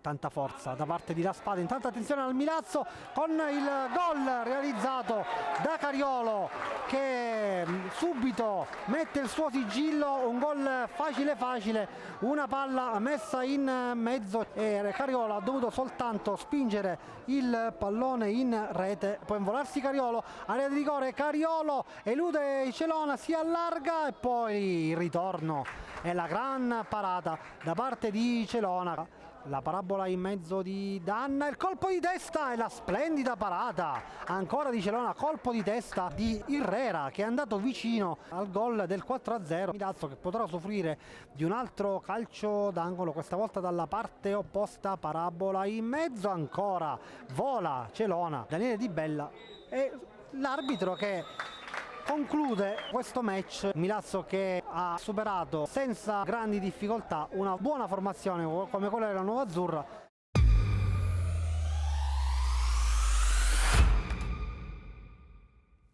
Milazzo che lo scorso anno ha sfiorato il passaggio di categoria, quest'anno ha sicuramente tutte le carte in regola per tentare il grande salto, anche se il Rocca Acque Dolcesi in questo momento guida la classifica di questo girone B del campionato di promozione.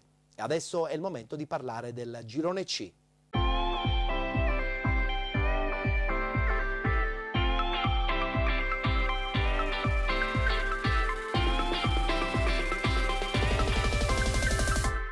Girone catanese e messinese, guardiamo i risultati di questa seconda giornata. Atletico Messina batte Città di Calatabiano 2-1, Atletico 94 batte Belpasso FC 1-0, Città di Taormina batte Valdinisi 6-0, Club Calcio San Gregorio batte Scordia 4-0, Leonfortese batte Ciclope Bronte 2-1, Mister Bianco batte Realaci 1-0 ed infine Sporting Via Grande batte Città di Mister Bianco 2-0. Ha riposato l'FC Motta. Iniziamo con la sonante vittoria della Città di Taormina 6-0 nei confronti del Valdinisi. A seguire la felicità di Mister Luvito. Debutto casalingo per il Città di Taormina che dopo il poker rifilato alla Gibnica Scordia torna al Bascigalupo per affrontare il Valdinisi. Assenze pesanti per Mister Luvito che deve rinunciare a ben 6 over, tra cui gli infortunati Trovato e Codagnone e l'indisponibile Mauro Puglia. 2 sole variazioni rispetto alla formazione di una settimana fa, con Castorina e Caltabiano che fanno il proprio debutto tra i titolari, dopo aver saltato la gara d'esordio per squalifica. Nell'ormai consueto 4-3-1-2 c'è sottile supporto del tandem d'attacco Aleo Famà, mentre davanti a Sannea agiscono Caltabiano, Parisi, Patanè e Pantano. Cerniera di centrocampo invece affidata a Mannino, Quintoni e Castorina. 90 secondi e c'è subito la prima occasione. Mannino recupera palla sugli sviluppi di una rimessa ospite. Aleo spizza per Sottile che prova a servire Famà ma è chiuso dal recupero di Briguglio. Settimo. Rimessa con le mani di Caltabiano per Sottile, doppia finta su Sterrantino, si sposta la palla sul destro e crossa, Mario Castorina sovrasta Briguglio e porta in vantaggio il Città di Taormina. Subito in gol il 2001 di casa che sblocca il punteggio alla prima vera occasione della partita. Bravi i padroni di casa a colpire in apertura come è accaduto una settimana fa a Scordia. Passano 4 minuti, lungo lancio di Patanè, Famà sale in cielo e spizza per Sottile che ignora il taglio di Aleo, mette a sedere Gaeta e calcia, ma trova la respinta col corpo ancora di Briguglio. Aleo prova a mettersi in proprio, sfrutta il lancio di Quintoni, supera Gaeta e calcia, ma senza inquadrare la porta. Funziona l'asse Quintoni-Aleo, ma il bomber ex Giarre pecca ancora di precisione. 19esimo, primo corner della partita, Sottile pesca Leo, rovesciata spettacolare ma imprecisa. Si arriva così al 21esimo, Caparbio Castorina che riesce a toccare verso Famà, controllo di petto, palleggio, destro! Che gol di Charlie Famà, che poi corre ad abbracciare Mister Luvito, come ormai consuetudine. Terza rete in campionato, la quarta in stagione contando anche la Coppa.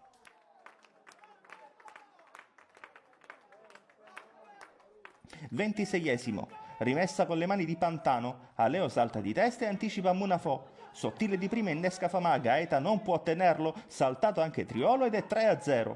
Doppietta per il bomber di casa e gara virtualmente chiusa.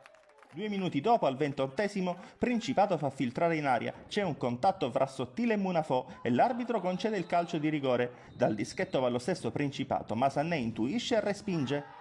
Primo tempo ricco di emozioni che va in archivio con l'ennesima giocata di Famà che riceve da Leo, supera a riposo e tenta il pallonetto d'esterno, fermato solo dalla traversa. 45 minuti stellari del Città di Taormina, che si chiudono con 2 parate sicure di Sannè sulle conclusioni della distanza di Giovanni Arena prima e Principato dopo. Si riparte senza cambi con un destro alto di Sottile e con Quintoni che prova a pescare il jolly da centrocampo, ma senza fortuna. Il Città di Taormina controlla il gioco e colpisce al 59esimo. Castorina recupera palla al centrocampo, scambia 2 volte con Sottile e lo serve con un bel tocco filtrante. Il tiro del 10 di casa non è controllato da Triolo e Aleo è lì, pronto a insaccare il terzo gol del suo campionato di testa. Ci prova d'orgoglio il Valdinisi. Munafò salta Tola in aria, ma poi calcia al lato in diagonale. Ex Camaro vivo anche qualche minuto dopo con una botta che non inquadra la porta. 76esimo. Arrigò vede una traccia per l'inserimento a destra di Caltabiano, palla col contagiri e diagonale vincente del terzino taorminese. Grande gioia per il 2002, in gol al debutto assoluto in stagione. Passa un solo minuto, buonasera per Arrigò, altro assist per Aleo che calcia in diagonale, Triolo respinge corto proprio sui piedi di Sottile, che insacca il 6° gol del Città di Taormina. È l'occasione che chiude definitivamente il match, infruttuosi poi tentativi di Konate da una parte e dello stesso Sottile dall'altra. Il Città di Taormina supera 6-0 il Valdinisi, conquista il secondo successo in altrettante uscite di campionato e si proietta al meglio al prossimo impegno di campionato, in programma sabato prossimo, sul campo del Ciclope Bronte.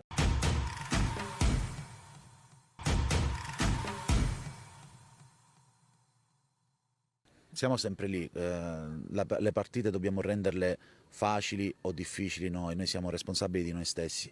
I ragazzi sono stati molto bravi a essere cinici, ad essere più cinici sotto porta rispetto anche alla scorsa settimana, più arrabbiati anche perché comunque sia durante la settimana abbiamo lavorato tanto sui nostri errori, perché è fondamentale mantenere un atteggiamento importante indipendentemente dal risultato, dobbiamo essere squadra, quadrati.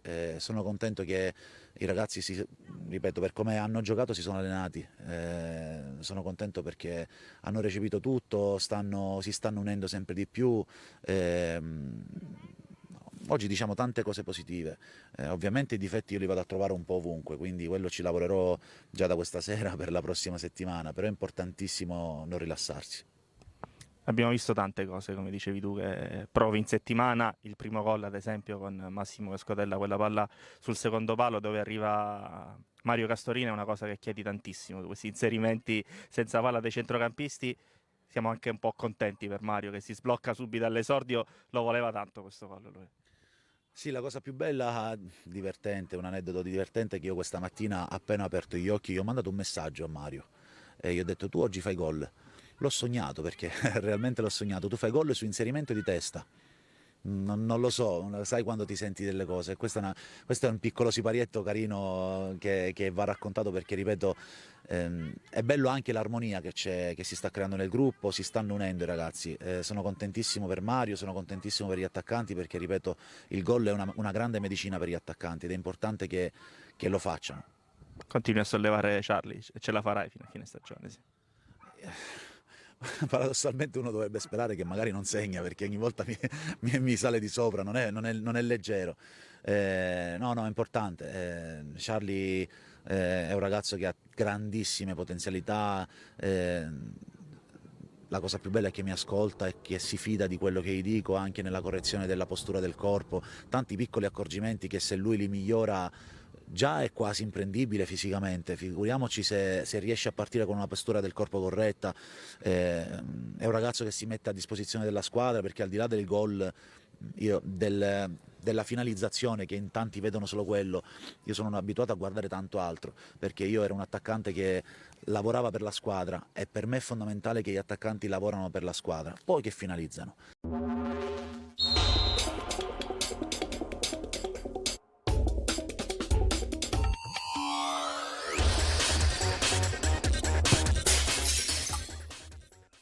Gran bella vittoria del San Gregorio che finalmente ritorna nel campionato di promozione dopo qualche anno di assenza. La squadra guidata da Cocivera sicuramente sarà una vera e propria mina vagante in questo girone C del campionato di promozione. 4-0 nei confronti dello Scordia. San Gregorio travolgente da stasera in vetta a punteggio pieno dopo i primi 180 minuti stagionali. Se sarà da etichettare come rivelazione del girone C di promozione, troppo presto per dare i giudizi, ma i risultati parlano chiaro. A cadere sotto i colpi dei gialloblu, in maglia blu per l'occasione, la gimnica Scordia che da par suo incassa il secondo 0-4 di fila. Gongola il San Gregorio che presenta tra i pali il nuovo arrivo Giovanni Nicotra, di fatto mai impegnato in 90 minuti se non in circostanze come questa.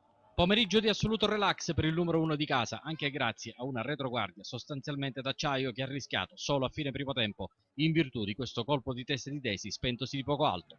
Il resto l'ha fatto la manovra armoniosa, grintosa e con tanto di fantasia nelle fasi di costruzione che ha in concreto consentito al San Gregorio di dominare in lungo e in largo la scena. Allo Scordia non è rimasto altro che fermare gli avversari ricorrendo spesso ai falli. E così, da relativi calci piazzati, prima Calì con questa spizzicata di testa, poi Lamin Sané al secolo Lampard che scalda il sinistro dal limite su cui si salva San Matrice, quindi Patanè che giunge con una frazione di secondo in ritardo quasi da 0 metri e a seguire la tentata stoccata dell'accoppiata Patanè-Strano sul preciso assist da piazzato di Lampard. Tutte prove generali di un gol che è vicino alla materializzazione quando Rasà imperversa da destra e disegna una traiettoria invitante per la volée di Lampard. Solo la Dea Bendata non lo assiste e il San Gregorio sembra soffrire più del previsto per sbloccare una gara in totale controllo. Sofferenza che fa rima con pazienza. Per sbloccarla occorrono così 37 minuti e una genialata di Garufi, assistito manco a dirlo da Lampard con la collaborazione di Rasà e sul rilancio di Nicotra. Il gol è di quelli strappa applausi per dribbling, dinamica ed esecuzione. Il San Gregorio mette KO l'avversario che fatica a rialzarsi e nella ripresa si presenta in versione fiume in piena.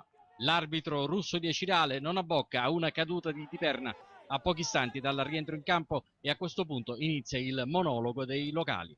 Calì imposta, Lampard imbuca in parallelo con la linea laterale, Garufi fa il centrometrista, Di Mauro si presenta all'appuntamento del raddoppio e al settimo del secondo tempo la partita inizia a trasmettere i titoli di coda sul punteggio di 2-0.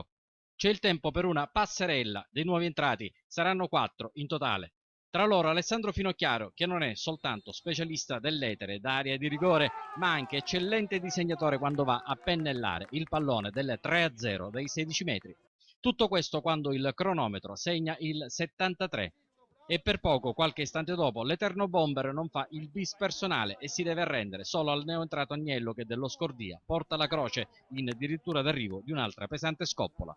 E tra i 4 subentrati, dicevamo, ecco Umar Sherif, che trae spunto dal suggerimento dell'ingegnoso Cavallaro per inserirsi con la punta dello scarpino e festeggiare così il primo gol stagionale, il quarto della partita e la festa al triplice fischio che sancisce il secondo acuto del San Gregorio.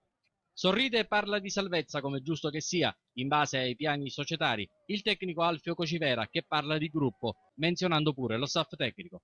Domenica a Nizza ci sarà di fronte il Valdinisi che, risultati alla mano, è partito decisamente sottotono. Sarà di fatto un testacoda. Ribadiamo, per i giudizi non ce la sentiamo di affrettare i tempi, ma il San Gregorio, questo è certo, rappresenta una nuova ed entusiasmante realtà.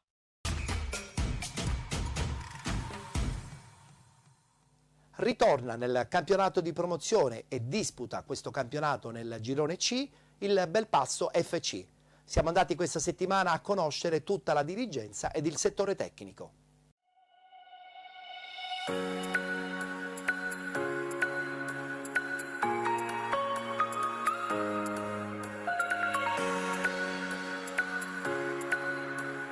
Cristian Ardizzone, presidente del Belpasso FC. Presidente, questo Belpasso sicuramente parte con un progetto importante, rilanciare anche un nome importante appunto nel calcio dilettantistico siciliano. Belpasso conosciamo benissimo la sua storia, ritornare ed impegnarsi è un grandissimo sacrificio non soltanto suo ma anche da parte dei suoi collaboratori. Sì, esatto, noi ci stiamo impegnando sul territorio di Belpasso perché Belpasso comunque ha una sua storia, ha avuto una squadra gloriosa e non ce lo dimentichiamo. Non ci paragoniamo al Belpasso glorioso, però ci stiamo mettendo tutti i mezzi per fare diventare Belpasso di nuovo grande. Tra l'altro, insomma, all'interno della società nuovi dirigenti, nuovi ruoli, a dimostrazione che volete fare il vostro percorso in maniera equilibrata e continua. Anche ruoli importanti a persone giovani, mi riferisco al mister Dandone che secondo me farà strada, ma strada veramente perché ha delle qualità importanti veramente, al DS, al direttore sportivo Santosciuto che è giovane però sta dimostrando fin da subito di essere sul pezzo e poi non posso che ringraziare i miei soci Di Mauro e Longo che mi stanno dando una grossa mano in tutto. La cittadinanza di Belpasso, insomma, appena verranno i primi risultati sono sicuro che sarà coinvolta perché ha proprio fame di calcio. Sì, dobbiamo dire che già nelle prime 2 partite casalinghe si sente qualcosa di diverso di l'anno scorso. C'è un po' più di appartenenza, c'è un po' più di andiamo a vedere la partita del Belpasso, questo sì.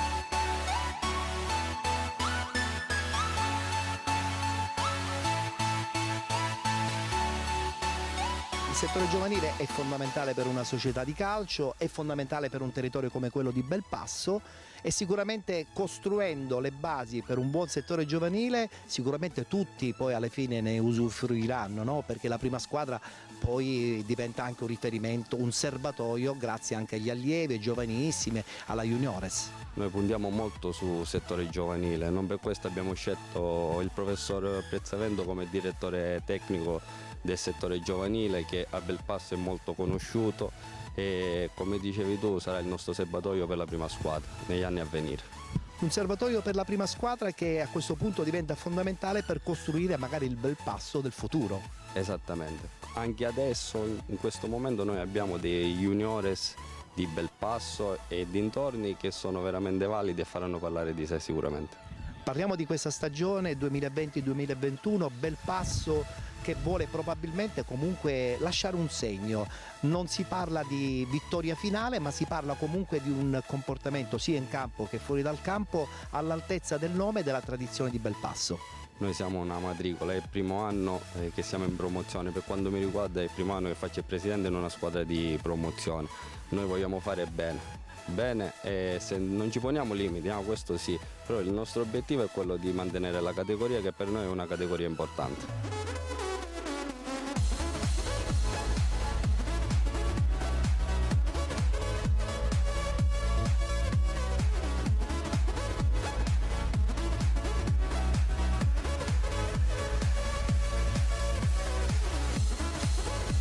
Santo Di Mauro, presidente del Belpasso FC insieme a Cristian Ardizzone, un progetto come quello di Belpasso che un po' stuzzica anche la fantasia, perché insomma grazie alle vostre esperienze volete portare una nuova realtà del calcio in una società che comunque è storica, perché Belpasso sappiamo benissimo ha una storia nel calcio dilettantistico. Sì, chiaramente acquisendo esperienza e poi l'appetito viene mangiando, ci piace il calcio, quindi cerchiamo sempre di migliorarci. Con l'esperienza pian pianino stiamo cercando di crescere.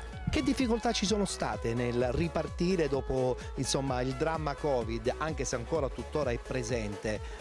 Sicuramente difficoltà organizzative di una certa rilevanza. Ci sono state sia difficoltà organizzative che anche economiche di altri tipi, perché chiaramente interrompere dall'oggi al domani un campionato quando tu sei organizzato, hai speso dei soldi per organizzare il tutto, ti ritrovi con un pugno di mosche in mano, chiaramente capirai che non è tanto facile. Infatti difficilmente noi pensavamo che sarebbe ricominciato il tutto. Fortunatamente si sta ripartendo anche con i danni economici e tutto il resto che si è portato dietro e sperando che non succeda più nulla. Parliamo di settore giovanile, perché il settore giovanile comunque alla fine subisce anche lo stop dello scorso anno, perché ricominciare, far ripartire anche la voglia da parte dei bambini di ritornare in un campo di calcio è sicuramente una situazione non certamente facile. Allora il settore giovanile è quello che più risente di questo problema, perché sia i genitori che i genitori, perché da un lato hanno paura chiaramente a inserirsi di nuovo in un contesto dove ci sono altri bambini e i bambini di conseguenza, perché chiaramente con tutta questa paura che c'è non riescono subito ad inserirsi in una struttura, che purtroppo hanno avuto problemi principalmente per loro. E da parte nostra, se non abbiamo, perché con tutti i protocolli che ci sono, se non abbiamo le dovute accortezze per sistemare il tutto, potremmo avere ulteriori problemi, perché basta avere un problema con un bambino che non possiamo fare più calcio.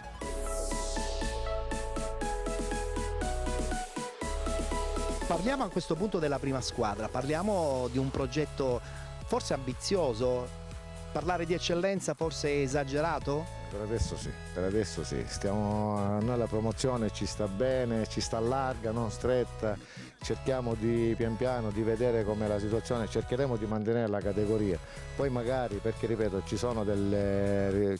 occorrono risorse economiche non indifferenti e noi nel nostro piccolo cerchiamo di fare quello che possiamo, perché questa passione maledetta ci costringe tra virgolette a fare determinate cose, però esagerare no. Se magari con l'aiuto dell'amministrazione, magari altri sponsor, riusciamo ad avere delle basi solide, chissà, potremmo anche pensarci, però per il momento è lontano anni luce.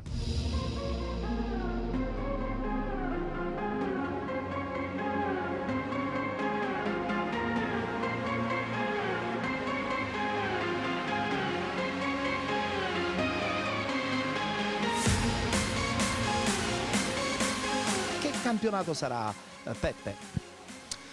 Sarà un campionato comunque molto avvincente, ci sono tante bellissime realtà e chiaramente noi non staremo lì a guardare, cercheremo di comunque dire la nostra e come inizio non c'è male, abbiamo superato il turno di Coppa Italia con un avversario ostico come la Leonfortese e domenica il debutto abbiamo vinto la nostra prima partita, perciò siamo molto entusiasti ma allo stesso tempo con i piedi per terra. Che umore c'è all'interno della squadra? No, i ragazzi sono sereni, hanno la stima del mister, la società ci è molto vicina, ci sono tutti gli ingredienti per poter continuare su questa strada. Poi, come ho detto in altre occasioni, se troviamo avversari che hanno un livello tecnico superiore al nostro, ne venderemo la pelle cara. Però chiaramente ancora siamo all'inizio, cercheremo di trarre il massimo. Quanto ti pesa allenare una società blasonata come quella appunto del Belpasso, Peppe? No, per me è solo un onore, io ci ho anche giocato da calciatore 2 anni, perciò per me è stato un ritorno diciamo a casa, fra virgolette. Ripeto, ti può dare qualche stimolo in più, ma ripeto, anche quando ho iniziato la mia carriera da allenatore allenavo l'Anisiana che non avevo un risalto a livello storico, per me era la stessa cosa. Ci può essere quel piccolo valore aggiunto che chiaramente ti dà quell'adrenalina che magari una società meno blasonata col nome non ti dà, però alla fine, ripeto, uno cerca di fare sempre il massimo.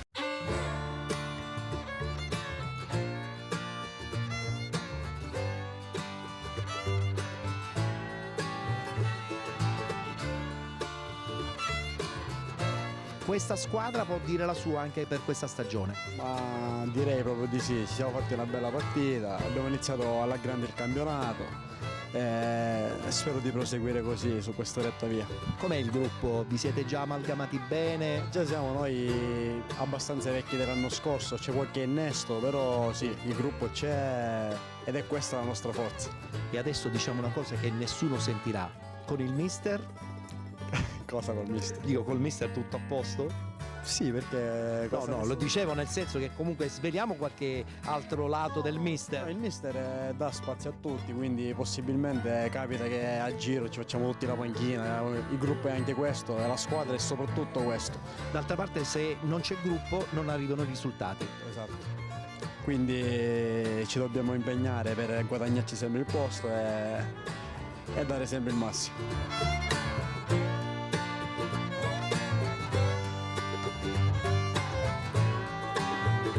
Siamo con Simone Smirni, giovanissimo in prima squadra, quindi bella soddisfazione a dimostrazione che comunque questo Belpasso vuole costruire anche sui giovani il suo nuovo percorso.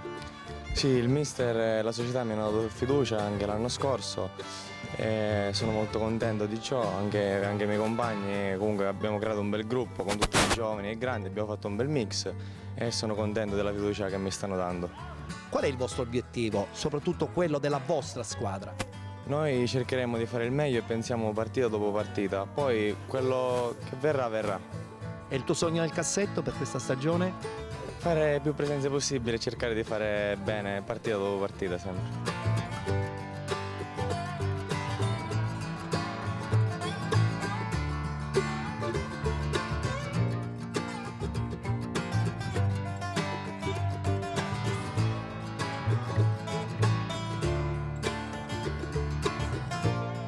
Cristian Sannino fa parte dello staff tecnico, si occupa della preparazione dei portieri. Com'è la situazione in questo Belpasso 2020-2021? Cosa hai trovato? Ragazzi chiaramente pronti a lavorare, soprattutto credo. Sì, diciamo che ho trovato dei ragazzi soprattutto giovani, una società che investe sui giovani, come ho detto prima quando ci siamo già incontrati l'altra volta, che la società vuole investire sui giovani. Abbiamo scelto di portare avanti questi 2 portierini nostri, 2001 e 2003. Al momento stiamo facendo bene, ci stiamo allenando, i ragazzi stanno dimostrando e stanno apprendendo in allenamento e speriamo di fare bene durante il proseguo del campionato. Domenica ci aspetta una partita difficile contro una squadra tosta, però abbiamo le possibilità e le caratteristiche per portare i punti a casa. Sicuramente ci sono delle squadre importanti, non sarà un campionato facile, quello è sicuro. Le squadre sono tutte abbastanza ben attrezzate. Ettore, sicuramente ci saranno le 5-6 che faranno qualcosina in più rispetto alle altre. il resto ce le combattiamo.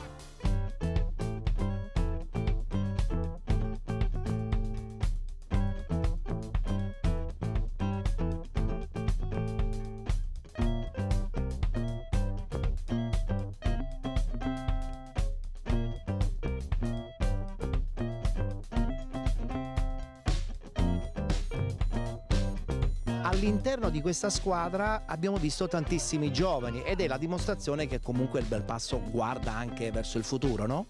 Sì, assolutissimamente, ma non solo giovani juniores, anche giovani 2000, che non sono più juniores ma sono dei giovani non troppo valorizzati dagli altri, ma bravi, ti assicuro che sono bravi. Sarà una scommessa vincente questa stagione per il Belpasso?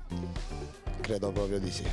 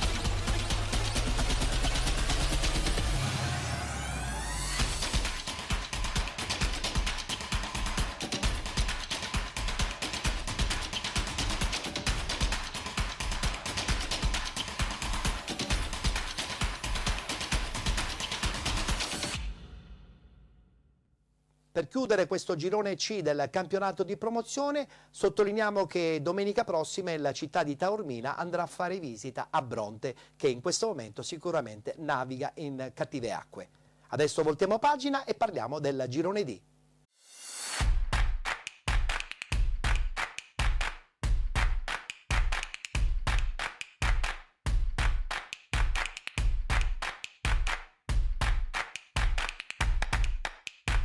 Il girone D che vede a nastri di partenza società dal nome blasonato: Vittoria, Gela, Modica, Avola.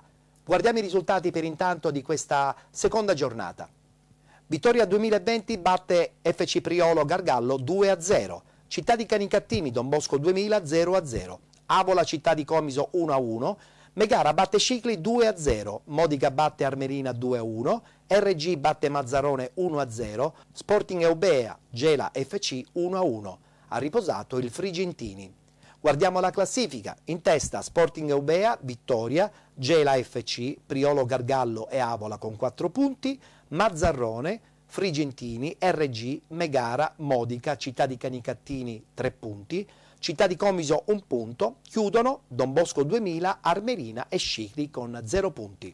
Gela FC, che altro non è che il Caltagirone, avendone acquistato il titolo, hanno pareggiato 1-1 contro lo Sporting Eubea.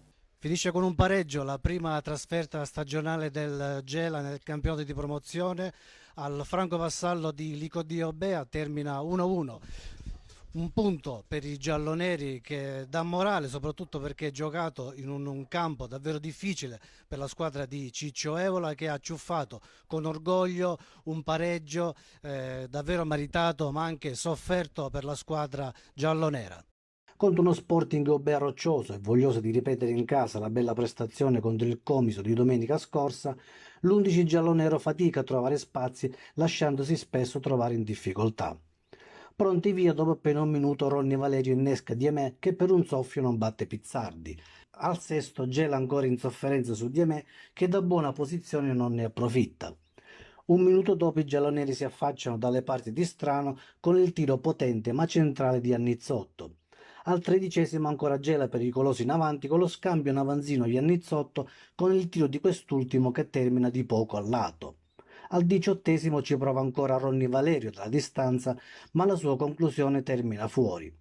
2 minuti dopo la spina nel fianco di Diemè parte in velocità ma trova Pizzardi pronto a respingere. Al 24esimo ancora il numero 11 di casa è pericoloso con la sua girata d'ottima posizione che sorvola la traversa. Il Gela fatica ma regge l'urto. Al 26esimo ancora Iannizzotto pericoloso, ma il suo tiro termina di poco al lato. È un botte disposta da brividi, con Pizzardi che al 34esimo si oppone al destro violento, questa volta di Ciarti. Pericolo scampato e prima parte del match che si conclude con la conclusione dalla distanza di Manuli. La ripresa si apre con il Gela in avanti, con Spina che dopo 2 giri di orologio ci prova da ottima posizione, ma Strano si salva in angolo. Al 54esimo Ligodia pericolosa con Ciarti che ancora una volta si gira bene in area di rigore, ma la sua conclusione è alta. Al 68esimo i padroni di casa passano in vantaggio. Dama raccoglie l'invito di Diemè e la mette dentro da 2 passi. Evole a quel punto tenta la carta Giaquinta, lasciata in panchina per le sue non perfette condizioni fisiche. Al 78esimo però è proprio l'attaccante gelonero, servito da Quintiliano, a trovare un varco nella retroguardia dello Sporting, ma la sua conclusione è deviata in angolo. Un minuto più tardi clamorosa palla gol sprecata dallo stesso Giaquinta che raccoglie la sponda di Silvestrini ma calcia alto sulla traversa. Nei minuti finali il forcing offensivo dei gialloneri viene premiato dal gol del pareggio. All'86esimo infatti il fallo laterale battuto in mezzo nell'area piccola da Ascia trova ancora una volta la deviazione di Silvestrini con Giaquinta che deposita in rete. 1-1 e panchina del Gela in visibilio per il gol del pareggio. Nei minuti finali Ronny Valerio prova a smorzare la gioia degli ospiti con un destro che trova Pizzardi pronto a salvare il risultato. Il triplice fischio del signor Vincenzo Carnemolla arriva dopo 4 minuti di recupero e il Gela sorride per un pareggio strappato con i denti e con il cuore.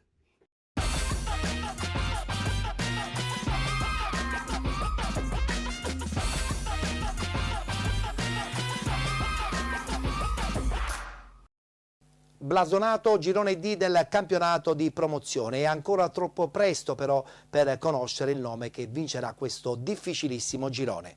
Per quel che mi riguarda io mi congedo da voi, vi do appuntamento a martedì prossimo, puntuali come al solito alle ore 21 con una nuova puntata di Penalty, tutto il calcio di cui il calcio vero non parla mai. Prima di congedarvi voglio salutare e ringraziare in modo particolare ancora una volta la scenografia di Salvo Campo. Grazie a tutti, appuntamento a martedì prossimo.